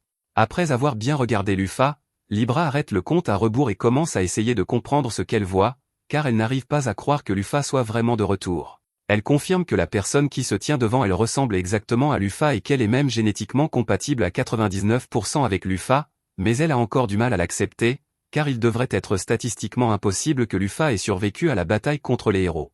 Elle commence à avoir un court-circuit à cause de cette incohérence logique, et Lufa essaie de lui dire de ne pas trop y penser pour le bien de ses processeurs, mais Libra est déjà assez endommagée, alors Lufa dit qu'elle va s'approcher pour effectuer les réparations. En entendant cela, le protocole de défense de Libra se déclenche, et comme elle n'a pas encore reconnu Lufa comme son maître, elle lui dit que si elle fait un pas de plus, elle sera obligée d'utiliser la force contre elle. Cependant, Lufa ne s'arrête pas et demande à Libra ce qu'elle compte faire. Libra interprète les mouvements soudains de Lufa comme une action hostile, alors son système de défense se déclenche, activant son brachium et créant un vaste espace aérien dans lequel elle peut se battre. Lufa est d'abord prise au dépourvu par le changement soudain d'environnement, mais lorsque Libra commence à tirer sur elle, elle se ressaisit. Lufa effectue des manœuvres d'évitement pour esquiver tous les tirs et missiles de Libra, mais celle-ci ne lui facilite pas la tâche. Lufa finit par trouver une ouverture pour frapper Libra, interrompant son animation d'attaque, et se met alors à la poursuivre. Libra tente de semer Lufa en tirant davantage, mais celle-ci contre-attaque en utilisant ses ailes pour renvoyer les balles vers elle, désactivant ainsi son arme. Libra tente alors d'utiliser toute une série d'autres attaques, mais rien de ce qu'elle fait ne parvient à vaincre Lufa. Elle finit donc par désactiver le domaine et en active un autre. Lufa reconnaît qu'il s'agit de l'attaque ultime de Libra, une extension de domaine qui ignore toutes les compétences défensives et qui a un effet infaillible infligeant 99 000 points de dégâts. Le fait qu'elle se soit retrouvée dans le champ d'attaque devrait l'inquiéter, mais pour être honnête, Lufa est en réalité enthousiaste, car ce sera le premier dégât important qu'elle subira depuis son arrivée dans ce monde. Alors que Libra libère la violente vague d'énergie, Lufa ressent la douleur la frapper comme un camion-benne, mais elle a plus qu'assez de PV pour encaisser les dégâts, alors elle continue d'avancer jusqu'à se retrouver finalement juste devant Libra. Libra tente alors de tirer un laser sur le visage de Lufa, mais celle-ci l'esquive, et avant que Libra ne puisse frapper avec son bras armé, Lufa l'attrape pour la maintenir en place pendant qu'elle lance All Repair. Cela répare tous les dégâts que Libra a subis pendant ces années passées à garder cette tombe, et Lufa s'excuse d'avoir mis si longtemps à revenir. Les unités logiques de Libra étant à nouveau opérationnelles, elle est en mesure de confirmer que la personne devant elle est bien sa maîtresse, et qu'elle n'a donc plus besoin de garder cette tombe. Elle s'éteint alors pour faire une sieste bien méritée. Lufa est heureuse d'avoir réussi à récupérer Libra sans trop de difficultés, mais elle se demande maintenant comment elle va expliquer cela aux aventuriers sans révéler sa véritable identité. Elle redescend les escaliers et passe la tête au coin pour voir comment les choses se passent, mais à sa grande surprise, elle ne voit que Dina et Harry qui l'attendent. Confuse, elle demande ce qui est arrivé aux aventuriers, et Dina lui explique qu'elle vient d'implanter de faux souvenirs dans leur esprit grâce à ses pouvoirs de manipulation mentale afin qu'ils pensent être ceux qui ont vaincu Libra. Lufa avait oublié que Dina avait mentionné qu'elle avait des pouvoirs de manipulation mentale, et maintenant qu'elle l'a vue en action, cela lui semble absolument terrifiant. Dina explique qu'elle leur a fait croire que Libra était gravement blessé avant leur arrivée, afin qu'ils puissent la submerger et remporter la victoire. De cette façon, personne ne posera trop de questions, mais Lufa trouve cela un peu trop commode, alors elle demande à Dina si elle avait prévu cela dès le moment où elle a accepté de les laisser se joindre à la mission. Dina ne le nie pas et, avec un léger sourire, elle répond que c'est la seule raison pour laquelle elle a accepté de tolérer de tels obstacles. Lufa est effrayée par le manque de cœur de Dina, mais elle est contente qu'elle ne soit pas ennemie, car elle serait terrifiante à affronter. Quoi qu'il en soit, comme tout est sous contrôle ici, Dina suggère qu'ils se rendent dans la salle du trésor pour rassembler tout ce dont ils auront besoin. Une fois arrivés dans la salle, Ils sont tous émerveillés par tous les trésors étincelants qui s'y trouvent, en particulier Lufa. Elle a du mal à rester assise et ne comprend pas pourquoi, mais Dina lui fait remarquer qu'elle a toujours aimé les objets brillants. C'est d'ailleurs pour cela qu'elle a amassé autant de trésors, et elle a tendance à devenir un peu folle dans ce genre de situation. Dina demande donc à Harry de l'aider à choisir les objets utiles pendant que Lufa est distraite par tout cet or. Lufa tente de faire valoir qu'elle est parfaitement capable de se contrôler face à l'or, mais elle a littéralement les mains pleines d'or, on ne peut donc pas lui faire confiance pour choisir les objets importants. Peu après, Dina et Harry ont fini de rassembler tous les objets dont ils ont besoin. Le reste se trouve sous un tas d'armes anciennes ou d'or inutile, ils peuvent donc le laisser sans problème. Mais avant de partir, Dina demande à Lufa si elle peut rassembler les golems de la zone afin qu'ils puissent être téléportés à la base. Lufa répond qu'elle sera ravie de l'aider, mais elle se rend compte que Dina parle de tous les golems, et elle est donc obligée de passer les heures suivantes à parcourir cette tombe géante pour s'assurer qu'elle les a bien tous récupérés.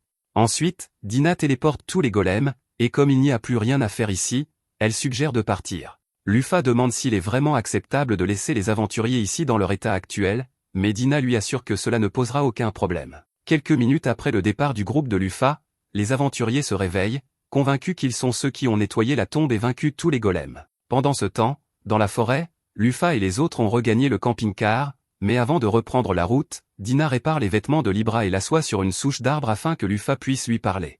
Lufa s'approche de Libra et lui donne l'ordre de s'activer.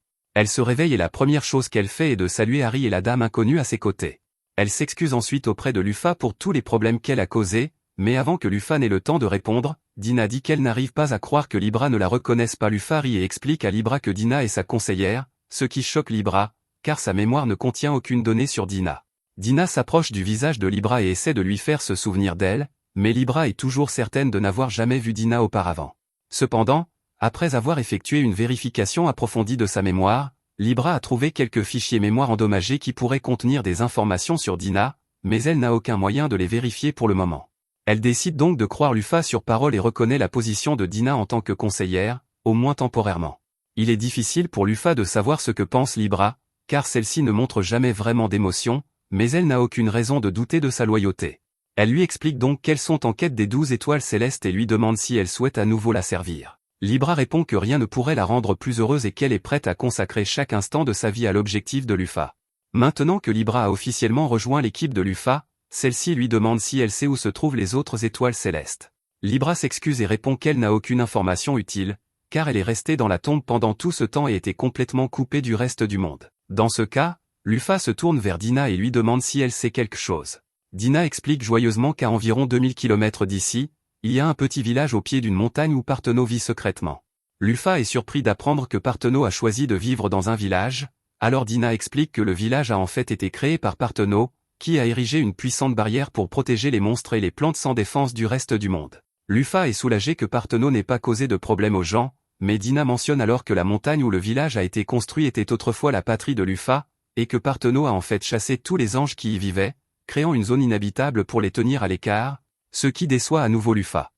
Sur le chemin du retour, Lufa se remémore ses souvenirs en tant que Céphale, mais elle est soudainement réveillée par Dina qui pose une main sur son épaule. Dina lui demande ce qui s'est passé, alors Lufa lui explique qu'elle faisait juste un rêve qui semblait plutôt important, mais que pour une raison quelconque, elle ne se souvient plus de quoi il s'agissait.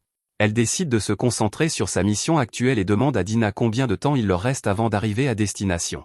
Elle roule depuis un certain temps déjà, donc cela ne devrait plus être très long, mais Harry a quelques questions. Par exemple, si Parthenau a chassé tous les autres Evenwing de Vanaheim, où sont-ils allés?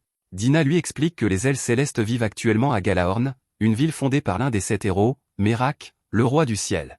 Lufa a le sentiment qu'elle ne s'entendra pas bien avec les autres ailes célestes, compte tenu de son histoire, mais si Merak est là, elle doit vérifier s'il se souvient de quelque chose de l'époque où ils jouaient ensemble. À la tombée de la nuit, le groupe arrive à l'extérieur de la ville de Galaorn, et comme tous les bâtiments ont été construits autour de la falaise, s'y promener est forcément un cauchemar. Harry se demande pourquoi la ville est si clairement divisée en deux parties, noire et blanche, alors Dina explique que la nation souffre de troubles civils et s'est scindée en deux factions. Lufa lui demande ce qu'elle entend par là, et Dina explique que les Evenwinged, qui ont des ailes d'un blanc immaculé, se croient supérieurs à tous les autres, ce qui a provoqué un énorme tollé parmi le reste de la population. Lufa demande pourquoi Merak n'a pas encore calmé les choses, et Dina explique que Merak essaie de rester neutre pour mettre fin au combat entre les deux camps, mais qu'il n'a pas réussi à les contrôler. Harry se souvient que la persécution des ailes sombres était interdite sous le règne de Lufa, ce que Lufa trouve étrange car elle n'a aucun souvenir d'avoir donné un tel ordre. Dina poursuit en expliquant qu'une fois Lufa parti, les ailes blanches ont profité de l'occasion pour revendiquer leur supériorité sur les ailes sombres, et que ces dernières ont riposté, ce qui explique pourquoi nous nous battons depuis 200 ans. Lufa estime que c'est en quelque sorte de sa faute, elle prévoit donc de faire quelque chose, mais comme la durée de vie moyenne d'un aile céleste est supérieure à 1000 ans, beaucoup d'entre eux ont dû rencontrer Lufa en personne il y a 200 ans, ils la reconnaîtront donc forcément si elle se rend en ville ainsi. Elle décide de se couvrir le visage avec sa cape pour s'assurer que personne ne la reconnaisse. Quand vient enfin le moment de monter les escaliers, ils réalisent tous que cela va être très difficile, car la ville a été construite pour des personnes capables de voler. Harry n'a vraiment pas envie de marcher autant, mais Libra lui dit qu'il n'y a pas lieu de s'inquiéter, car elle a la solution parfaite en tête. Elle active son mode jet et, avant que Lufa ne puisse émettre la moindre objection, elle attrape tout le monde avant de s'envoler vers le côté obscur de la ville. Ils arrivent tous sains et saufs, mais le bruit d'un moteur à réaction à cette heure tardive réveille tous les êtres aux ailes sombres du quartier, qui sortent pour voir ce qui se passe. Lufa gronde Libra pour avoir fait autant de bruit à une heure aussi tardive, mais Libra se moque des sentiments des gens, à part ceux de Lufa, et ne voit donc aucun problème à ce qu'elle a fait. La foule est toujours très confuse, alors Dina se présente comme une commerçante indépendante et explique à tout le monde que ce sont ses compagnons. Lufa s'excuse alors pour le dérangement causé et assure aux habitants que cela ne se reproduira plus. Les gens ici semblent plutôt sympas, et l'un d'entre eux possède justement une auberge. Il invite donc Lufa et les autres à passer la nuit chez lui s'ils cherchent encore un endroit où dormir. Lufa décide d'accepter son offre, car Harry semble assez fatigué. Plus tard dans la nuit, alors qu'elle est allongée dans son lit, elle fait un cauchemar terrible. Il s'agit d'un flashback sur le passé de Lufa, où elle était maltraitée par son père. Apparemment, un groupe d'enfants du quartier la harcelait, mais rien n'avait été fait jusqu'à ce qu'elle riposte. Son père la battait alors violemment et lui disait de ne plus jamais quitter cette pièce, car elle était une honte pour toute sa lignée, tout cela parce qu'elle était née avec des ailes sombres. Son père est ensuite immédiatement retourné à l'intérieur pour rire avec tous ses riches amis aux ailes blanches, tandis que sa fille était laissée seule dans la remise sombre, sans rien à manger. Elle détestait l'injustice de sa vie, mais il y avait au moins une personne qui se souciait encore de Lufa. Plus tard dans la nuit, la mère de Lufa se glissa dans la remise pour voir comment allait sa fille et lui apporter à manger. Même si ce n'était pas grand-chose, Lufa était vraiment reconnaissante d'avoir au moins quelque chose à manger, et sa mère se sentait très mal à l'aise face aux conditions dans lesquelles Lufa était contrainte de vivre, mais elle ne pouvait rien y faire, d'autant plus qu'elle était désormais très malade. Lufa serra sa mère dans ses bras, lui dit que tout allait bien se passer et l'avertit que si elle ne rentrait pas rapidement, son père allait s'en apercevoir. Lufa proposa de la raccompagner pour s'assurer qu'elle rentre en toute sécurité, mais en chemin, elle croisa son père, qui fut consterné d'apprendre que sa femme avait laissé Lufa sortir de la remise. Il lui ordonna de laisser Lufa et de venir vers lui immédiatement, mais Lufa savait que cela signifiait qu'il avait l'intention de punir sa mère, alors elle se plaça devant elle pour la protéger.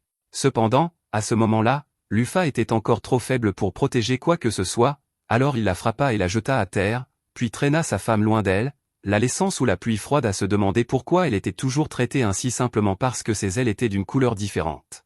Elle se rendit compte que le monde était injuste et que la déesse de la création ne viendrait pas la sauver de sitôt, alors elle allait devoir se sauver elle-même. Elle s'enfuit de chez elle et jura que, quoi qu'il en coûte, elle deviendrait plus forte et mettrait fin à toutes les souffrances de ce monde misérable. À ce moment-là, Lufa se réveille en sursaut, et Libra vient à ses côtés pour voir si elle va bien, car son rythme cardiaque semble avoir augmenté. Lufa lui dit qu'elle vient de faire un rêve sur le passé, mais qu'il n'y a pas lieu de s'inquiéter, alors Libra la croit sur parole et se rendort. Cependant, même si elle a dit qu'il n'y avait pas lieu de s'inquiéter, Céphale est en réalité très inquiet, car il ne se souvient pas avoir écrit ce genre d'histoire lorsqu'il a créé le personnage de Lufa. Cela, ajouté aux souvenirs et aux émotions aléatoires qui l'envahissent depuis son arrivée, doit être les souvenirs de la véritable Lufa, ce qui signifie que ce monde comporte des événements réels qui existent en dehors de ce qu'il a créé dans le jeu. Mais si tel est le cas, alors que son âme occupe le corps de Lufa, il se demande ce qui est arrivé à l'âme du vrai Lufa. Pendant ce temps, dans le château du Seigneur Démon, les 7 luminaires démoniaques sont réunis pour une réunion, mais ils remarquent que Mars est absent et supposent tous qu'il est mort. Ils ne sont pas trop surpris, car il était après tout le plus faible des luminaires, mais ils se demandent si c'est Maugret qui l'a éliminé ou si Harry s'est retourné contre lui. Ce serait vraiment embarrassant si Mars avait perdu contre Harry, mais tout à coup, la luminaire Vénus entre et dit à tout le monde qu'elle sait ce qui est arrivé à Mars. Tout le monde se tourne vers elle et lui demande ce qu'elle a fait ces derniers temps, car personne ne l'a vue depuis un certain temps. Elle leur répond qu'elle a suivi la personne qui a tué Mars. Tous sont surpris d'entendre cela et demandent à Vénus si elle sait qui est cette personne, mais elle répond qu'elle n'a pas pu s'approcher sans risquer sa vie. Cependant, même si elle n'a pas pu voir clairement le visage de cette personne, elle se souvient qu'elle avait de magnifiques ailes noires. Dès que les autres luminaires entendent cela, la première personne à laquelle ils pensent est Lufa, mais cela ne devrait pas être possible puisqu'ils savent tous avec certitude qu'elle a été tuée par ces héros humains il y a 2 siècles. Ils ne pensent pas que Vénus ment, mais si Lufa est vraiment de retour, alors les démons sont en réel danger, car même le seigneur des démons avait peur de l'affronter seul. Les luminaires demandent à Vénus si elle sait où se trouve actuellement Lufa, et elle leur répond qu'elle se souvient l'avoir vu se diriger vers Galaorn. Les luminaires pensent que c'est une occasion providentielle, car ils avaient de toute façon l'intention de se rendre à Galaorn. Le chef charge donc Vénus et Jupiter de s'y rendre et de surveiller Lufa. Le lendemain matin, Lufa et les autres se rendent en ville pour discuter de leur plan. Merak est toujours le roi régnant ici, mais avec toutes les luttes internes, il sera difficile d'obtenir une audience avec lui. Lufa suggère donc pour l'instant de simplement parcourir la capitale et de recueillir autant d'informations que possible. Lufa souhaite principalement découvrir les conditions de vie des ailes noires, elle décide donc de rester ici. Dans ce cas, Dina se porte volontaire pour enquêter du côté des ailes blanches, et Libra part mener sa propre enquête indépendante. Harry prévoit également d'aller recueillir des informations, mais avant de partir, il a quelque chose à dire à Lufa. Il lui parle d'une des 12 étoiles célestes, Egokro, la chèvre, qui, il y a longtemps, aurait invité Harry à rejoindre l'armée des démons, et qui s'est donc probablement allié à eux. Lufa remercie Harry de lui avoir dit cela et déclare qu'elle ira chercher Egokro, le prochain sur la liste, mais que pour l'instant, elle va explorer la ville. Elle passe les heures suivantes à flâner dans la ville, et honnêtement, les choses ne semblent pas si mauvaises ici, mais elle tombe alors sur un temple noir géant. Elle se demande pourquoi les gens auraient construit un temple noir pour la déesse de la création, mais lorsqu'elle entre à l'intérieur, elle découvre une statue géante d'elle-même. À ce moment-là, le gardien du temple s'approche et, voyant à quel point elle est confuse, lui demande si elle est nouvelle en ville. Lufa lui répond qu'elle est simplement surprise que les gens d'ici aient construit une statue en l'honneur du plus grand tyran du monde. Le gardien est un peu vexé que quelqu'un qualifie Lufa de tyran, mais il comprend pourquoi certaines personnes pensent ainsi.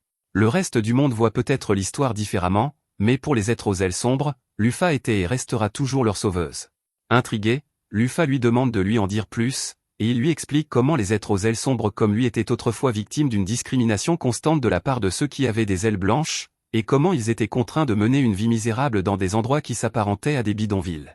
Ils passaient leur journée à vivre dans la peur et à se cacher dans l'ombre, mais Lufa était différente. Alors que les autres se recroquevillaient de peur, elle a utilisé sa force pour prouver qu'elle méritait le respect et la reconnaissance. Elle a ensuite conquis la nation aux ailes célestes et interdit toute discrimination, permettant aux êtres aux ailes sombres de vivre dans la dignité pour la première fois de leur vie. C'est pourquoi ils la vénèrent tous encore aujourd'hui. Lufa demande s'ils ont oublié que c'est Parthenau, l'un de ses subordonnés, qui les a chassés de leur patrie. L'homme se souvient de cet événement, mais il estime que c'était la punition que lui et les autres ailés célestes méritaient pour avoir commis le grave péché de trahir Lufa après tout ce qu'elle avait fait pour eux. En fait, il considère comme une grâce de la part de Parthenau de ne pas avoir été tous tués sur le champ. Mais si c'est ainsi que pensent les ailes sombres, Lufa leur demande ce qu'ils pensent de leur roi, Merak. Dès qu'elle mentionne le nom de Merak, le visage du gardien s'assombrit, car il considère Merak comme l'un des pires imbéciles qui soit, un homme qui se qualifie de héros malgré les terribles choses qu'il a commises.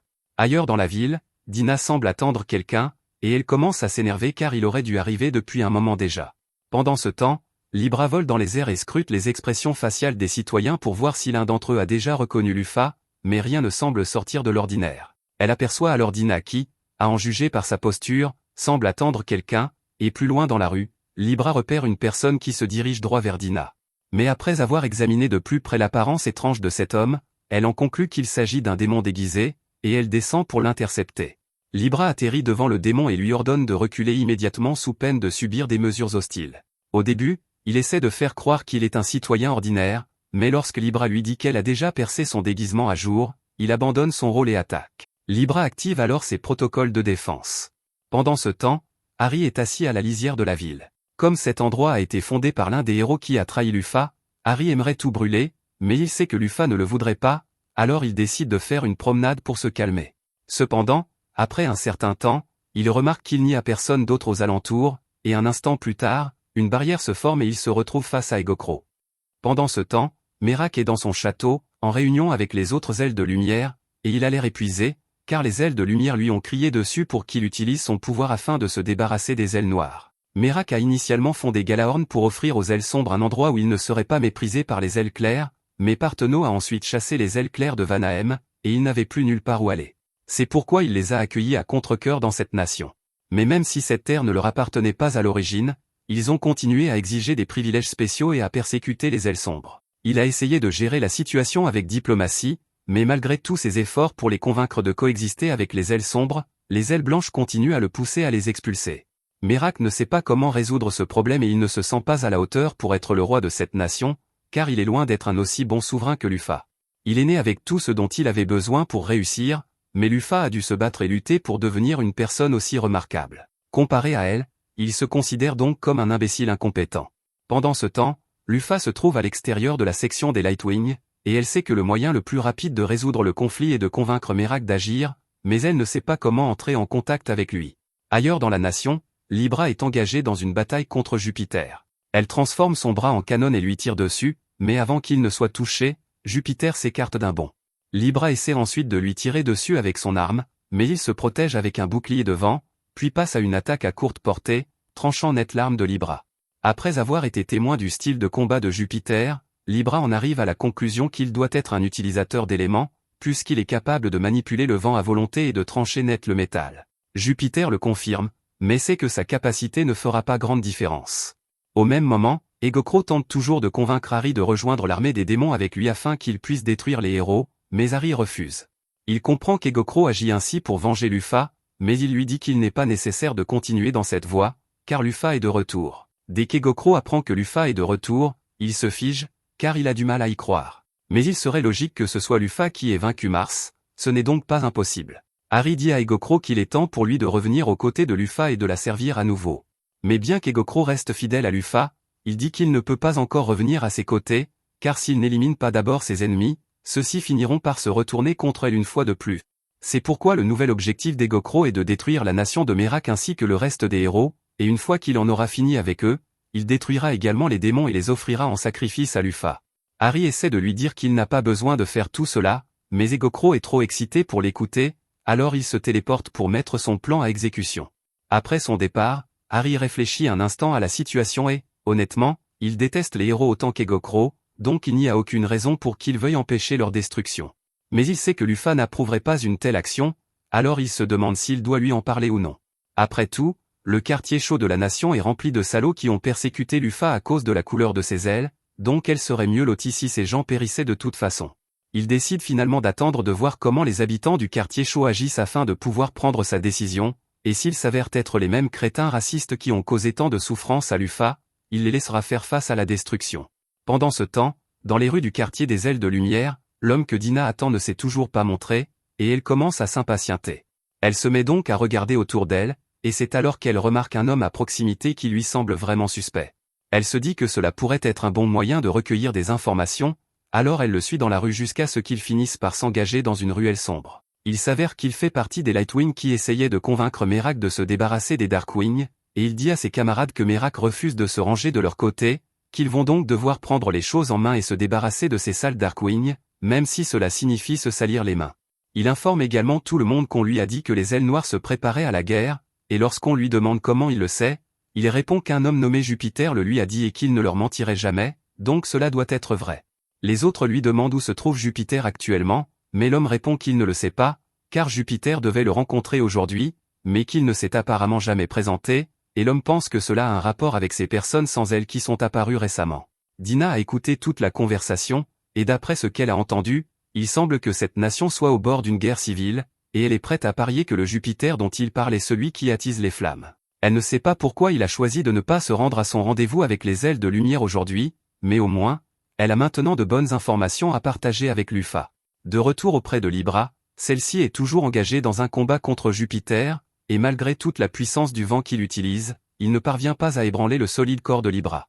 La seule raison pour laquelle il a tenu bon jusqu'à présent est qu'il est assez rapide pour esquiver tous les coups de Libra, mais elle a analysé son schéma d'attaque pendant tout ce temps, et une fois qu'elle aura terminé ses calculs, il lui sera beaucoup plus difficile d'esquiver, il doit donc trouver rapidement une solution. Il se rend compte qu'il n'a aucun moyen de battre Libra pour le moment, alors il crée une énorme rafale de vent pour soulever de la poussière et obscurcir sa vision afin de pouvoir s'échapper.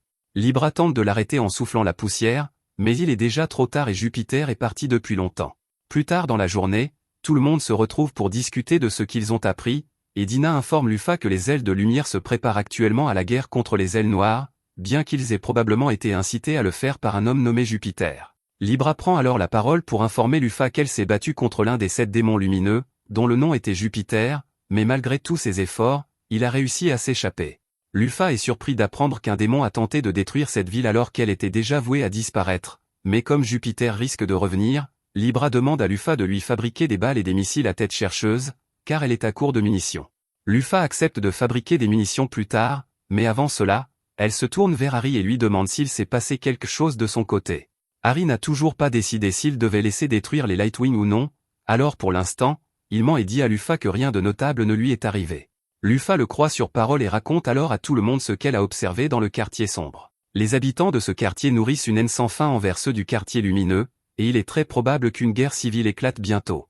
Mais d'un autre côté, les Darkwings semblent avoir érigé une statue de Luffy dans leur temple et la vénèrent. Après avoir entendu cela, les autres approuvent pleinement le quartier sombre, et Libra suggère même qu'il devrait se rallier au camp des ailes sombres pendant la guerre civile. Mais Luffy lui répond qu'elle n'a pas l'intention de prendre parti.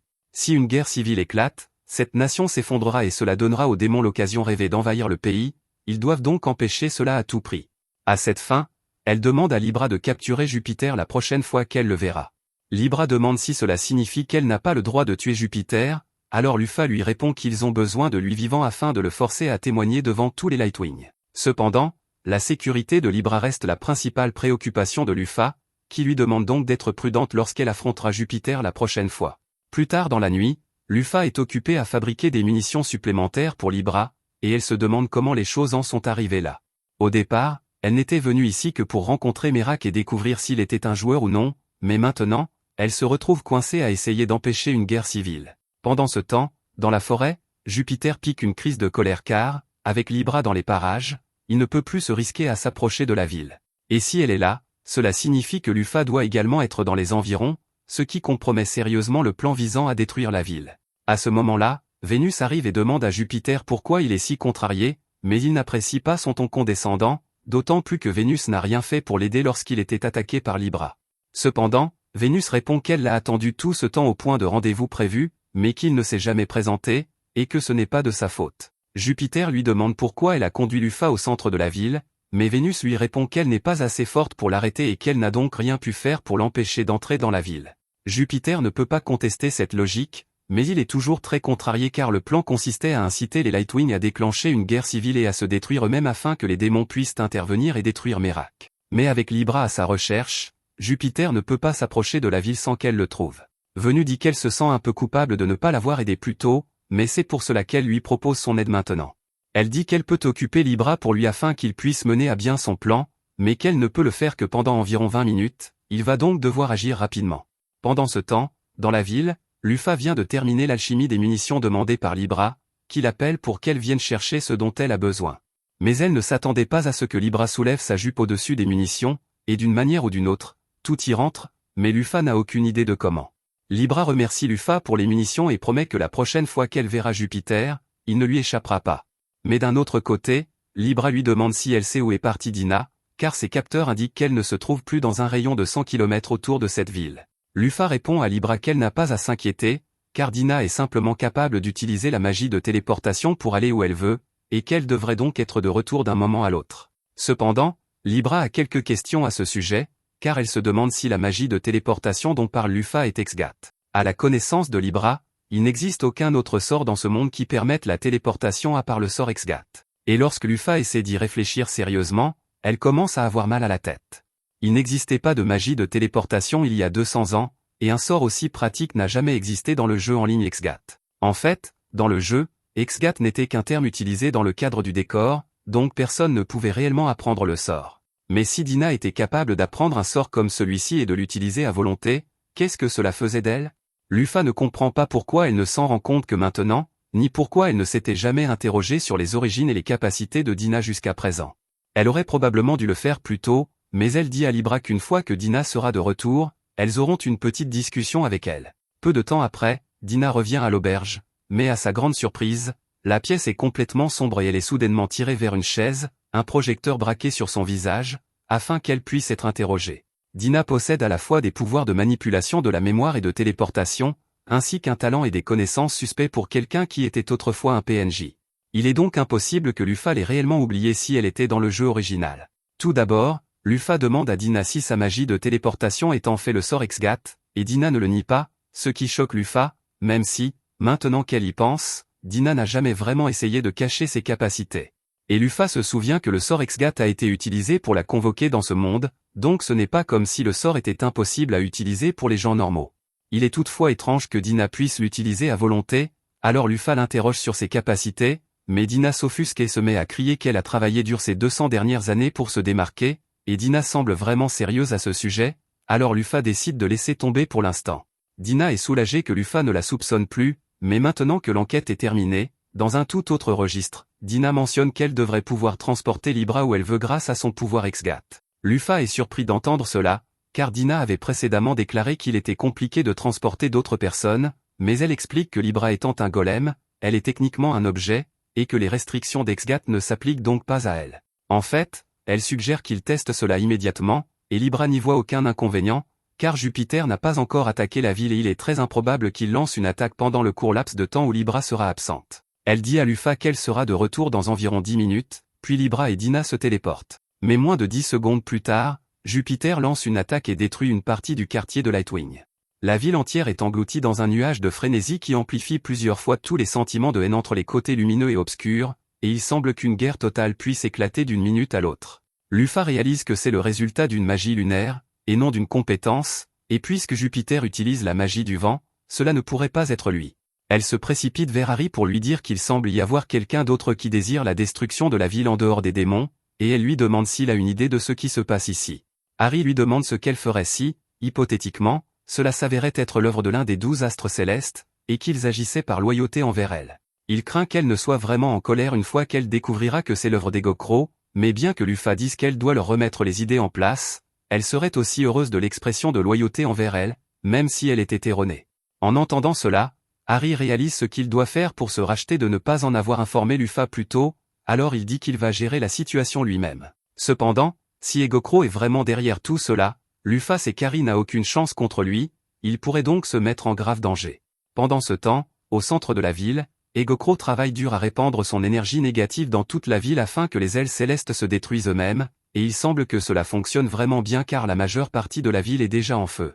Jupiter observe depuis l'un des toits, et il trouve hilarant à quel point il a été facile pour eux d'amener les deux camps à se détruire mutuellement. Une fois que les ailes célestes se seront écrasées, cette nation est vouée à tomber, donc il n'a plus rien à faire ici. Il prévoit de partir avant que les 10 minutes que Vénus lui a achetées ne soient écoulées parce qu'il ne veut pas risquer de croiser Libra ici, mais à son désarroi, elle apparaît juste derrière lui une seconde plus tard. Jupiter ne comprend pas comment Libra peut être de retour si tôt alors que Vénus lui avait promis de l'occuper pendant au moins 10 minutes, mais en l'état, ses chances de s'échapper sont très minces. Libra a déjà analysé tous ses schémas d'attaque et d'esquive, alors elle lui dit que ses chances de victoire contre elle sont inférieures à 1%, mais s'il se rend, elle s'assurera de l'épargner. Jupiter refuse de se rendre, alors il fonce devant elle pour tenter de s'échapper, mais elle l'a déjà vu utiliser cette manœuvre auparavant, donc elle parvient à lui tirer dans le dos avant qu'il ne puisse fuir. Son temps de réaction est maintenant réduit de 20% à cause de la douleur, et Libra a un stock de missiles à tête chercheuse grâce à Lufa, donc il n'y a aucun moyen pour lui de les éviter. Alors que les missiles à tête chercheuse approchent, Jupiter crée une barrière de vent autour de lui comme bouclier, mais Libra s'y attendait aussi, alors elle perce la barrière et envoie Jupiter s'écraser au sol.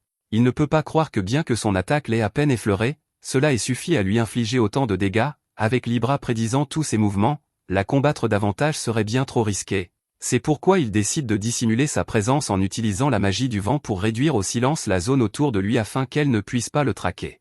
Cependant, un instant plus tard, Libra tend le bras et l'attrape par le cou, lui disant qu'il est inutile de réduire au silence ses alentours parce qu'elle sera capable de le traquer quoi qu'il arrive. Jupiter commence vraiment à paniquer maintenant, mais il a l'idée de frapper ses paumes avec la magie du vent, et cela suffit à relâcher l'emprise de Libra, alors il en profite pour s'enfuir aussi vite que possible. Pendant ce temps, Harry vient d'arriver au centre de la ville pour affronter Egokro.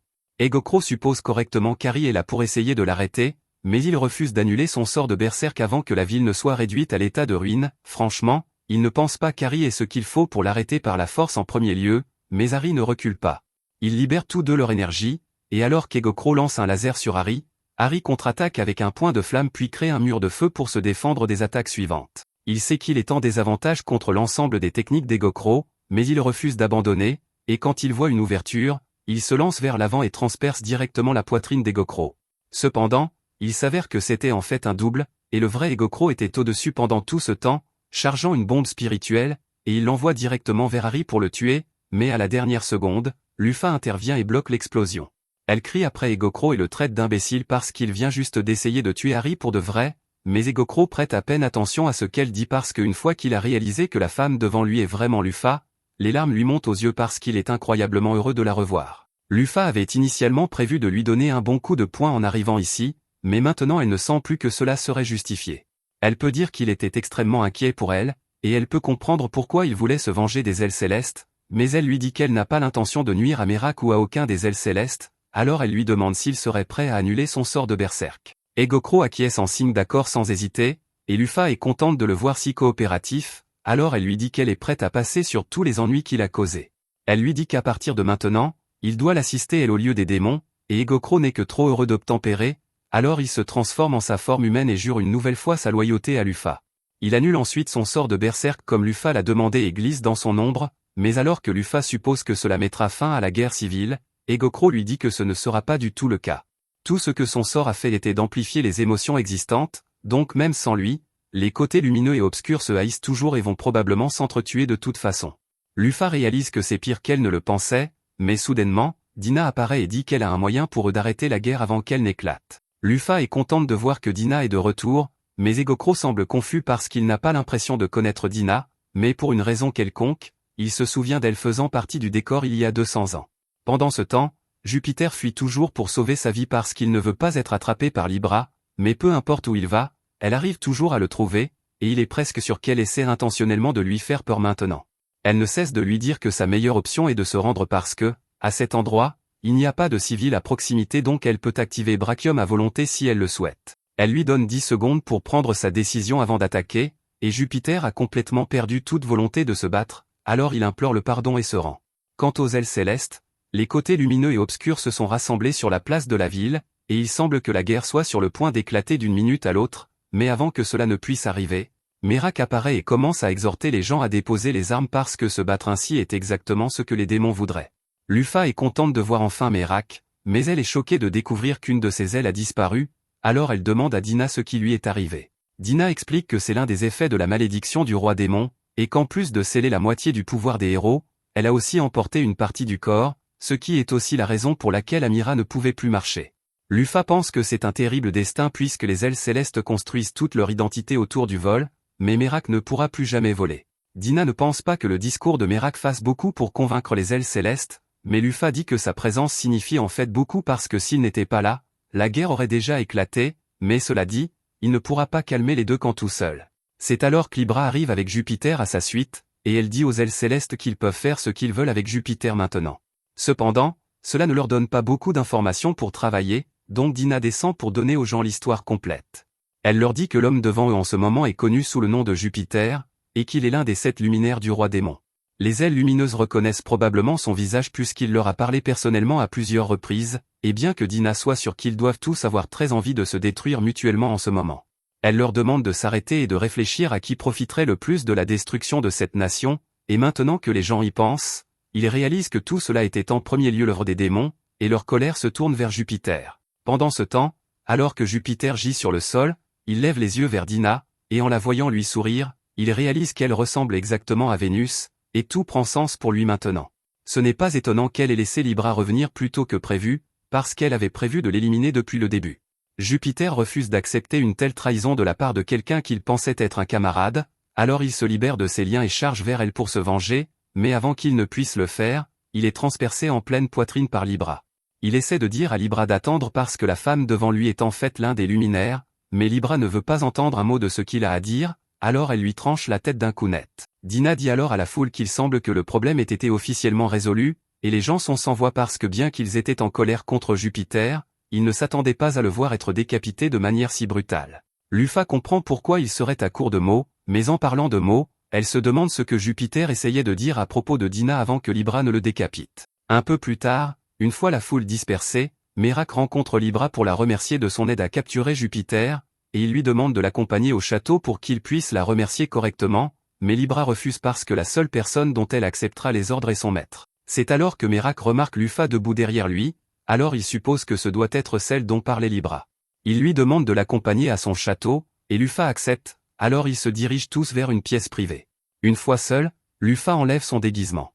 Merak est à la fois heureux de revoir Lufa et abattu en même temps parce qu'il regrette ce qui s'est passé dans le passé, et le fait qu'il évoque le passé indique à Lufa qu'il n'est pas un joueur comme elle l'espérait. Il est quelqu'un qui a vécu dans ce monde depuis le tout début, et honnêtement, il semble être un peu en panne en ce moment. Merak croit sincèrement qu'il n'a pas ce qu'il faut pour être roi et que Lufa aurait dû rester leur souveraine. Cependant, dès qu'il dit cela, une vague de fortes émotions envahit Lufa, et bien que Seyfel n'ait aucun intérêt personnel dans ce monde avec le récit qu'elle a créé, elle sait que Lufa ne devait avoir aucun regret concernant sa défaite, donc entendre Merak qualifier cela d'erreur serait une gifle au visage. Elle lui dit d'avoir une certaine fierté en lui-même parce que, pour le meilleur ou pour le pire, il était l'un des héros qu'il a vaincu, donc c'est sa nation maintenant, et elle n'offrira plus aucun conseil ni n'aidera plus en quoi que ce soit après cela, mais elle est sûre qu'il pourra s'en sortir seul. Lufa est un peu gênée par sa démonstration plutôt puisqu'elle ne s'en porte généralement pas comme ça. Elle demande à Libra de supprimer toutes les photos qu'elle aurait pu prendre sur le moment, mais Libra marque une pause parce qu'elle ne sait pas ce qu'est une photo. Egokro et Harry sont aussi perplexes parce qu'ils n'ont jamais entendu parler d'une telle chose auparavant, et Lufa suppose que des choses comme les photos ne doivent pas exister dans ce monde. Mais alors un souvenir lui traverse l'esprit, et elle se souvient que lorsqu'elle est arrivée pour la première fois dans ce monde, elle a mentionné quelque chose à propos de comment personne ne devrait avoir de photos d'elle, et Dina a poursuivi la conversation comme d'habitude, donc elle devait savoir ce qu'étaient les photos.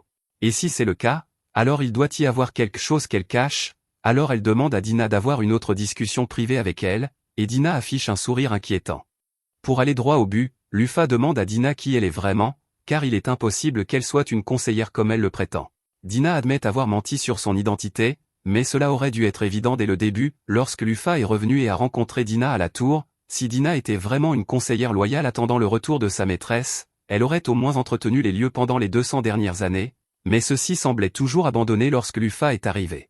Lufa sait également que Dina ne peut pas non plus être l'une de ses anciennes sujets, car si c'était le cas, Libra se serait immédiatement souvenu de son visage. Dina confirme qu'elle n'est ni la conseillère ni la subordonnée de Lufa. Elle savait simplement que Lufa avait un PNJ avec ce design de personnage dans sa tour, alors elle a simplement utilisé cette identité pour se rapprocher de Lufa. Le fait que Dina connaisse le terme « PNJ » amène Lufa à penser qu'elle doit être une joueuse, tout comme elle. Mais si c'est le cas, pourquoi les autres ont-ils dit qu'ils la reconnaissaient?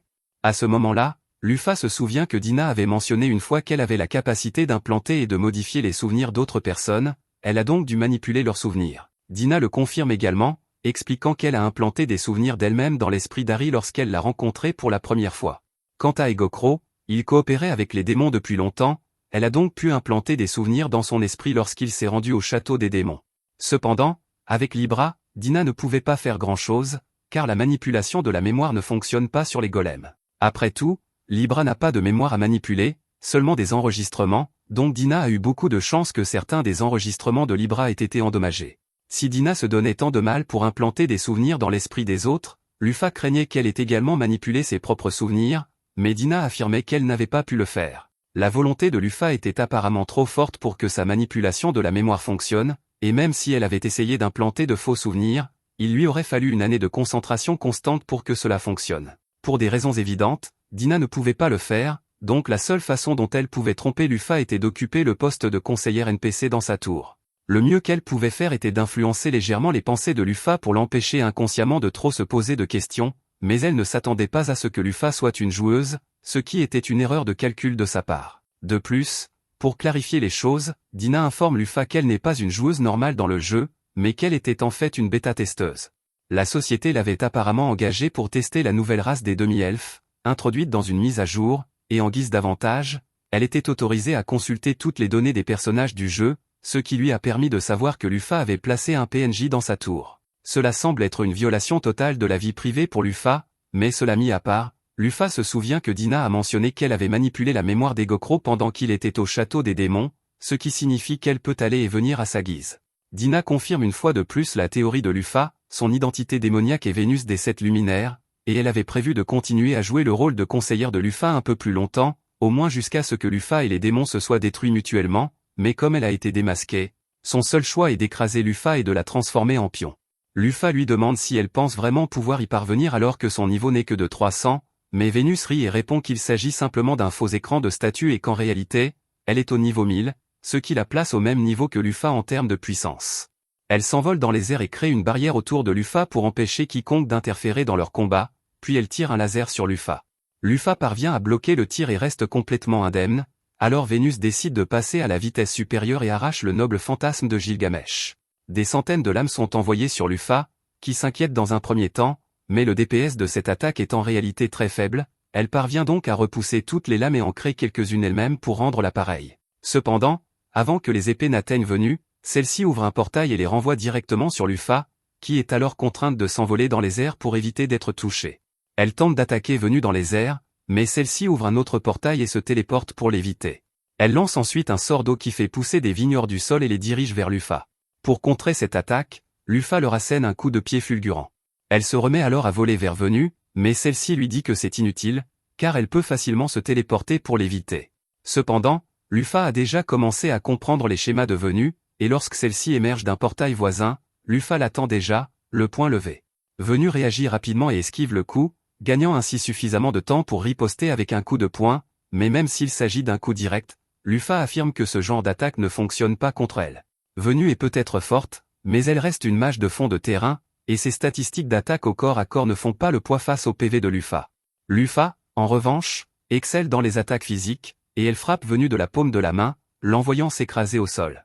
Lufa demande à Dina d'abandonner, car elle n'a aucune chance de gagner. Techniquement, il n'est pas impossible pour un mage de fond d'être en première ligne, mais cela nécessiterait la mise en place de plusieurs contre-mesures, et Dina n'a même pas essayé d'utiliser de telles contre-mesures, ce qui ne peut signifier qu'une chose, bien que Dina ait effectivement été bêta-testeuse. Elle n'a testé que l'équilibre des capacités et ne s'est jamais plongée dans le gameplay proprement dit. Après tout, il n'y a aucune raison pour qu'un testeur continue à jouer après avoir atteint le niveau maximum avec son personnage. En d'autres termes, Dina ne sait pas ce que signifie être un joueur hardcore dans ces jeux, ce qui signifie que Lufa est bien plus doué qu'elle. Cela dit, Lufa lui demande d'arrêter de se battre, car il n'y a aucune raison de continuer ainsi.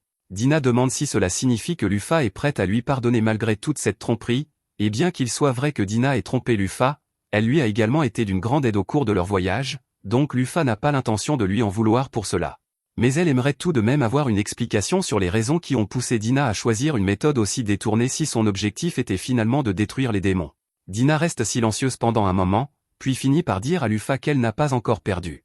Elle a encore une technique dans sa manche, et elle n'admettra sa défaite que si Lufa parvient à survivre à cette prochaine attaque. Dina copie alors le mouvement de Pain, invoquant un météore géant qui se dirige droit vers Lufa, puis elle se téléporte hors du rayon d'impact pour laisser Lufa s'en occuper seule.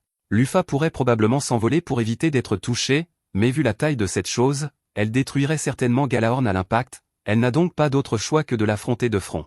Elle vole droit vers la météorite et, malgré la situation insensée, Lufa ne ressent aucune peur car elle sait qu'elle peut y arriver. Elle active sa compétence Iron Kick pour s'assurer de détruire complètement la météorite, elle ajoute un Weak Point Strike et y met toute sa puissance, la désintégrant pratiquement en un instant. Du point de vue du Gjallarhorn ailé, cela ressemblait probablement à un feu d'artifice extravagant. La crise étant évitée, Lufa s'approche de Dina et lui demande si elle souhaite continuer à se battre, mais Dina admet sa défaite, car si son sort le plus puissant ne peut pas endommager Lufa, alors elle n'a aucune chance de gagner. Lufa lui demande si elle est prête à expliquer pourquoi elle a fait tout cela, et Dina accepte de parler. Elle commence par expliquer qu'elle était une bêta-testeuse qui est arrivée dans ce monde juste après que Lufa ait été scellée. Elle occupait l'avatar du personnage qu'elle jouait auparavant, et à l'époque, il y avait encore beaucoup de personnages puissants. Il y avait un grand nombre de personnes au-dessus du niveau 500, mais celle au niveau 1000 était limitée, et toutes les informations sur les joueurs qui n'étaient pas mentionnés dans les romans avaient complètement disparu. C'est ce qui a conduit Dina à réaliser que ce n'était pas le monde du jeu après tout, mais celui des romans publiés sur le jeu. Cette nouvelle choque Lufa, car elle n'avait jamais envisagé cette possibilité jusqu'à présent. Le jeu disposait d'un système novateur qui intégrait les actions des joueurs dans des récits afin de créer une histoire officielle du monde. C'est dommage, car peu de personnes ont réellement réussi à entrer dans le roman. Après tout, le nombre de joueurs dépassait largement le nombre d'auteurs disponibles, et certains joueurs ne voulaient pas apparaître dans les romans. Cependant, si ce monde est vraiment basé sur les événements du roman, Lufa se demande pourquoi une bêta-testeuse comme Dina est présente. Dina explique qu'elle a déjà cherché partout et qu'elle n'a trouvé personne dans la même situation qu'elle. Tous les personnages de ses amis étaient des résidents de ce monde depuis le début, elle en a donc conclu qu'elle était la seule joueuse à avoir été amenée ici depuis l'autre monde. Lufa lui dit qu'il est possible qu'il y ait d'autres personnes comme elle et qu'elle ne s'en soit tout simplement pas rendu compte. Dina admet qu'il est possible qu'elle ait manqué quelque chose, mais qu'il est désormais trop tard, car la plupart des personnes de l'époque sont mortes depuis longtemps. Cela aurait dû être évident dès le début, mais si tous les joueurs de haut niveau du jeu avaient été présents dans ce monde, les démons n'auraient jamais pu repousser l'humanité aussi loin. Dina était incroyablement frustrée, car non seulement elle avait été séparée de ses amis, mais elle se retrouvait également seule dans ce monde au bord de la destruction. Elle n'était pas assez forte pour vaincre le roi démon à elle seule, alors le mieux qu'elle pouvait faire était d'infiltrer les hauts rangs des démons pour retarder la conquête de l'intérieur. C'est pourquoi, lorsque Lufa revint, elle prévoyait de la piéger pour qu'elle affronte le roi démon afin de se débarrasser de lui une fois pour toutes. Tout cela semble très convaincant, mais pour une raison quelconque, Lufa a le sentiment que quelque chose ne va pas dans l'explication de Dina, sans toutefois parvenir à mettre le doigt dessus. Dina lui demande si elle a d'autres questions auxquelles elle aimerait obtenir des réponses, mais la seule chose que Lufa veut vraiment savoir, c'est si Dina est une ennemie ou non. Dina assure à Lufa qu'elle n'est pas son ennemie. Cependant, il serait facile d'interpréter toutes ces tentatives de tromperie comme de l'hostilité, elle ne se plaindra donc pas si Lufa continue de la considérer comme une adversaire. Mais à la grande surprise de Dina, Lufa lui demande en fait de revenir et de continuer à être sa conseillère. Dina lui demande si elle est sûre de sa décision après tout ce qu'elle a fait, mais Lufa s'en moque. Après tout, elle est toujours redevable à Dina pour toute l'aide qu'elle lui a apportée au cours de leur voyage, et avoir une subordonnée avec des complots secrets semble amusant, donc Dina est la bienvenue si elle souhaite revenir. Dina n'en revient toujours pas, alors elle demande à Lufa si elle est vraiment une joueuse, car cette réponse semble trop correspondre à son personnage. Lufa rit et admet que les souvenirs de la joueuse et ceux du personnage se mélangent un peu, donc elle agit souvent comme son personnage, mais la principale raison pour laquelle elle veut avoir Dina à ses côtés est qu'elle est simplement heureuse d'avoir trouvé quelqu'un dans la même situation qu'elle. Oui, Dina a essayé de la manipuler pour qu'elle combatte le roi démon, mais Lufa allait le faire de toute façon, donc rien n'a vraiment changé. Dina est touchée par l'acceptation de Lufa et accepte de la servir loyalement en tant que conseillère jusqu'à ce qu'elle vainque le roi démon. Mais quelques instants plus tard, les subordonnés de Lufa arrivent, inquiets à propos de l'énorme météore qu'ils ont vu plus tôt, et demandent à Lufa ce qui s'est passé. Lufa ne peut pas vraiment leur expliquer son combat contre Dina, alors elle dit simplement qu'elle a été attaquée par une force mystérieuse. Les autres ne posent pas de questions, alors Lufa passe à autre chose et dit qu'ils devraient se préparer à partir pour aller chercher Parthenau. Et pendant qu'ils sont sur le sujet, elle demande à Egokro s'il a des informations sur le reste des étoiles célestes, et en fait, il en a. Il lui dit que Scorpius travaille également avec les démons en ce moment, et que Léon est actuellement en guerre contre la princesse vampire Bennett Nash.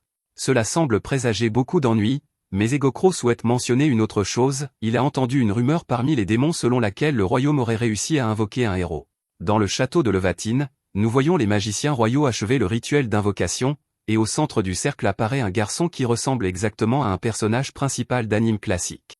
Il y a quelques minutes, Minami était un lycéen ordinaire qui se rendait en cours, mais tout à coup, il a commencé à entendre des voix lui demandant de l'aide, et l'instant d'après, il s'est retrouvé transporté dans une pièce où des dizaines de personnes le fixaient du regard. Elles lui ont expliqué quelles étaient celles qu'il avait convoquées ici, et elles l'ont supplié de les aider, car elles avaient besoin de lui pour vaincre les démons ainsi que le conquérant Lufa.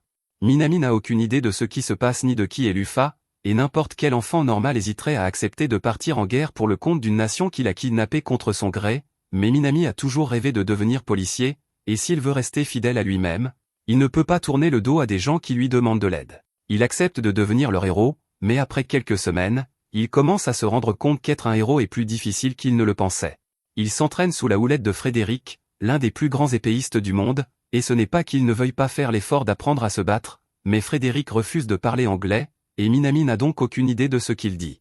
Il essaie de lui faire comprendre qu'il a du mal à manier l'épée et se demande s'il existe une autre technique qu'il pourrait utiliser, mais Frédéric lui grogne soudainement dessus et Minami se tait immédiatement.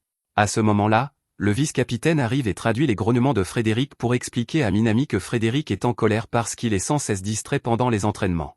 À ce moment-là, Frédéric se jette sur une souris qui se cachait dans une botte de foin à proximité. À ce moment-là, Cross arrive en courant vers Minami et l'informe qu'ils ont enfin fini de former le groupe qui l'accompagnera dans sa mission. Minami est surpris que cela arrive si tôt, mais il suit Cross pour rencontrer le roi afin d'être présenté à son nouveau groupe. Il apprend que son groupe sera composé de Frédéric, le vice-capitaine, Cross et Alfie, la fille de Gans, l'aventurière que Lufa a rencontrée dans la ville de Meugret. Ce sont les meilleurs éléments du royaume, mais aussi les agents secrets personnels du roi. Minami est honoré d'avoir des compagnons aussi talentueux, mais il entend alors le roi dire qu'il est temps pour lui de partir, et il s'arrête un instant, car il n'est arrivé ici que depuis 3 semaines, et il semble un peu tôt pour lui demander de vaincre le roi démon. Franchement, il ne se sent pas assez capable pour sauver ce monde, et il n'a toujours aucune idée de la puissance du seigneur démon ou de Lufa, mais si le roi dit qu'il est prêt, alors il croit qu'il doit être prêt, pauvre garçon. Cependant, alors qu'il s'apprête à commencer son voyage, Minami aperçoit soudain une plume noire descendant du ciel, suivie de plusieurs autres. Tout le monde lève les yeux vers le ciel, le visage marqué par la terreur, mais Minami est simplement perplexe, car il ne comprend pas vraiment ce qui se passe. Aucun des autres n'a même plus le courage de parler, alors Minami lève les yeux pour voir ce qui se passe et aperçoit Luffy et le seigneur démon Orm se regardant face à face. Cross commence à trembler de peur, pensant que ces deux-là sont venus détruire le royaume, mais en réalité, Luffy et Orm semblent bien plus concentrés l'un sur l'autre. Plus tôt, Egokro a informé Luffy qu'un nouveau héros avait été invoqué dans le royaume, et elle se souvient que le titre de héros est une classe très spéciale, si spéciale, en fait, que la plupart des gens dans le jeu ne savaient même pas qu'elle existait jusqu'à ce qu'Alioth la découvre. En conséquence, ses capacités ont augmenté si rapidement qu'il a pu se hisser à la première place du classement du jeu en un rien de temps. Si le royaume a vraiment invoqué un autre héros, alors celui-ci a probablement un potentiel fou, mais cela ne signifie pas pour autant qu'il est déjà assez fort pour se débrouiller seul. Et si Egokro est au courant de l'invocation, cela signifie que les démons doivent également le savoir, et qu'ils vont donc sûrement essayer d'éliminer le héros tant qu'il est encore assez faible pour être facilement vaincu. Les autres sont d'accord avec l'analyse de Luffy, mais Dina fait remarquer que le pays est toujours protégé par la barrière créée par Alioth, et que même si les 7 luminaires attaquaient, ils seraient vaincus. Luffy demande à Dina ce qu'elle entend par « barrière », et Dina lui rappelle la compétence du héros, Soul Succession. Luffy se souvient des effets de cette compétence, qui était vraiment pénible à gérer. Elle crée une barrière à zone d'effet qui renforce considérablement les alliés et affaiblit les ennemis dans la zone, et le plus ennuyeux dans cette compétence est que ses effets durent jusqu'à la fin du combat. Cependant, cela a un coût, l'utilisateur meurt immédiatement et est renvoyé à son point d'apparition après avoir activé la compétence. Comme le mécanisme de résurrection n'existe pas vraiment dans ce monde, utiliser cette compétence signifie la mort permanente. Apparemment, Alioth a sacrifié sa vie pour ériger la barrière autour du royaume, et Luffy respecte son dévouement à protéger son peuple. Elle demande si la présence de la barrière signifie que le royaume est un endroit sûr pour le héros, et ses subordonnés le confirment tous, car même Harry et Egokro auraient du mal à se battre à l'intérieur de la barrière, et il en serait de même pour n'importe laquelle des luminaires. Tant que le roi démon lui-même ne se montre pas, il n'y a donc pas lieu de s'inquiéter. Cela rassure un peu Luffy, mais elle reste préoccupée par la situation à la Vitaine. Elle annonce donc à tout le monde qu'elle va s'y rendre pour un petit moment et qu'elle sera de retour demain. Luffy arrive finalement au royaume et s'arrête devant la barrière pour admirer sa solidité. Il est impossible que les 7 luminaires osent mettre les pieds ici, mais il y a quelqu'un d'autre qui est capable de contrer les effets de la barrière, et c'est le seigneur démon Orm. De retour au présent, Luffy et Orm s'affrontent, et le roi démon dit qu'il est ravi de la rencontrer enfin. Ce faisant, il l'appelle Alcor et commence à libérer son pouvoir, et la pression terrifiante fait s'effondrer le groupe de héros. Luffy est perplexe face au nom Alcor, alors Orm lui explique que c'est le nom que lui et les autres démons lui donnent par crainte et respect. Ce nom signifie la mort de la lumière des étoiles, et il lui a été donné parce que tous ceux qui croisent son chemin finissent par mourir. Luffy est amusé et demande au roi démon s'il est venu ici pour tuer le héros parce qu'il a peur de lui, mais Orm rit et répond qu'il n'y a que 2 personnes qu'il craint, l'une est la déesse omnipotente, et l'autre est Luffy. Cela dit, la véritable raison pour laquelle il est venu aujourd'hui est qu'il savait que Luffy serait là et qu'il voulait la rencontrer. Il a une confession à faire, car dans le passé, il avait évité toute confrontation avec elle, car elle était la force la plus puissante qu'il ait jamais vue, mais ce n'est qu'après sa défaite qu'il a réalisé que Luffy était la seule à agir en dehors du scénario de la déesse, et qu'il n'aurait donc jamais dû la laisser être vaincue. Luffy lui demande ce qu'il veut dire, mais Orm lui répond que si elle veut connaître la vérité, elle devra prouver qu'elle en est digne. Ils s'envolent tous les deux dans les airs et commencent leur combat, s'infligeant mutuellement des coups dévastateurs dignes de catastrophes naturelles. Le terrain s'effondre sous la force de leurs attaques, et Minami est stupéfait par ce qu'il voit, mais il le supporte en réalité beaucoup mieux que les autres, car Alfie est en proie à une crise de panique totale, elle n'arrive pas à croire que le roi s'attendait à ce qu'il combatte un jour ces 2 monstres. Luffy et Orm continuent à échanger des coups, mais Orm parvient à attraper sa jambe à un moment donné et la fait tournoyer avant de lui asséner un coup de poing en plein dans la poitrine. Cela coupe le souffle à Luffy, mais elle parvient à riposter avec un coup de genou au menton, projetant Orm dans les airs, puis elle le suit jusqu'à ce qu'il se retrouve au-dessus des nuages. Elle frappe alors Orm avec une telle force que les nuages se fendent derrière lui, mais dans un revirement de situation incroyable, Orm parvient à arrêter son attaque d'une seule main. Il lui dit qu'il est impressionné, car il n'a pas ressenti une telle force depuis son combat contre les 7 héros il y a 200 ans. Luffy tente de minimiser la situation en lui disant qu'il est également un adversaire digne d'elle, mais intérieurement, elle panique, car Orm vient de bloquer une attaque à pleine puissance comme si de rien n'était, et elle n'a donc aucune chance de le battre. Le bref combat lui a déjà fait perdre 50 000 points de vie, et elle est certaine qu'Orm a beaucoup plus de points de vie qu'elle, donc continuer à se battre serait une erreur. Elle retourne au sol sans un mot, et Orm la suit calmement. Pendant ce temps, au sol, le groupe de héros est encore sous le choc après la terrible bataille à laquelle ils viennent d'assister, et Alfie aura peut-être besoin d'un psychologue après cela, mais Minami semble encore tenir le coup, alors il se tourne vers Luffy et le roi démon. Le roi démon dit à Luffy qu'elle s'est bien débrouillée jusqu'à présent, mais il lui demande pourquoi elle n'a pas encore utilisé toute sa puissance. Luffy ne comprend pas ce qu'il veut dire, car elle a déjà donné tout ce qu'elle avait, mais Orm se souvient qu'il y a 200 ans, avant que Luffy ne soit vaincu, elle avait un pouvoir bien plus grand que celui qu'elle a montré aujourd'hui. Céphale est choqué d'apprendre que Luffy était encore plus terrifiante avant qu'il ne la possède, et la confusion sur le visage de Luffy en dit long au roi démon. Il maudit la déesse, car elle a certainement mis en place des contre-mesures pour s'assurer que Luffy ne puisse plus s'opposer à elle. Il est donc trop tôt pour qu'Orm la combatte, car elle ne pourra pas surmonter le scénario de la déesse dans ces conditions. Luffy lui demande de quoi il parle, alors Orm lui explique que tout dans ce monde suit actuellement le scénario de la déesse, y compris les démons. Ils ne sont en fait que des pions utilisés pour rendre les choses plus excitantes pour la déesse. Par exemple, personne ne s'est jamais demandé pourquoi les démons tuaient. Luffy a supposé que c'était parce qu'ils voulaient étendre leur territoire, mais Orm explique que ce n'est qu'une partie de la raison. Les démons disparaîtront littéralement s'ils ne tuent pas, car c'est ainsi que la déesse les a créés, et ceux qui disparaissent voient leur essence se répandre dans le monde pour créer du mana. Cela signifie que si les démons n'existaient pas, il n'y aurait pas de magie dans le monde, mais en même temps, parce qu'ils existent, le monde est pris dans un cycle de meurtres inutiles. Tout cela est exactement comme la déesse l'avait prévu, et elle a confié à Orm la tâche de gérer les démons afin de s'assurer qu'ils ne deviennent pas incontrôlables. Luffy n'avait aucune idée de tout cela, mais tout à coup, Cross prend la parole et exige des réponses, car ce que le roi des démons vient de dire insinue que la déesse de la miséricorde, Alavnes, joue avec le monde, et il ne peut pas le croire. Orm confirme que c'est vrai, même s'il ne voit pas l'intérêt de dire la vérité à quelqu'un qui est toujours sous l'emprise du scénario de la déesse, et les larmes commencent à monter aux yeux de Cross, car il a consacré toute sa vie à servir la déesse pour rien. Orm poursuit en soulignant que le fait même que les héros aient choisi de trahir Luffy est un signe de l'influence négative de la déesse. Ils auraient facilement pu attendre qu'elle ait vaincu tous les démons pour l'éliminer, mais ils ont préféré la tuer avant la bataille finale, ce qui était une décision stupide et contre nature. Luffy est d'accord avec Orm, d'autant plus que tous les héros restants semblent maintenant regretter leurs actions, et il explique que la raison pour laquelle la déesse les a montés contre elle est qu'elle était la plus susceptible d'atteindre la vérité avant tout le monde. Cependant, avant qu'Orm ne puisse en dire plus, Dina ouvre un portail et l'attaque tandis que Libra fond sur Luffy pour la chasser, lui disant que la meilleure option pour l'instant est de battre en retraite. Pendant ce temps, de retour sur la falaise, Orm s'adresse à Dina et lui dit que c'était une attaque audacieuse. Il a érigé une barrière sonore autour d'eux, alors il lui dit qu'elle est libre de s'exprimer et lui demande si elle savait que Luffy était affaibli. Dina sourit et lui répond qu'elle le savait.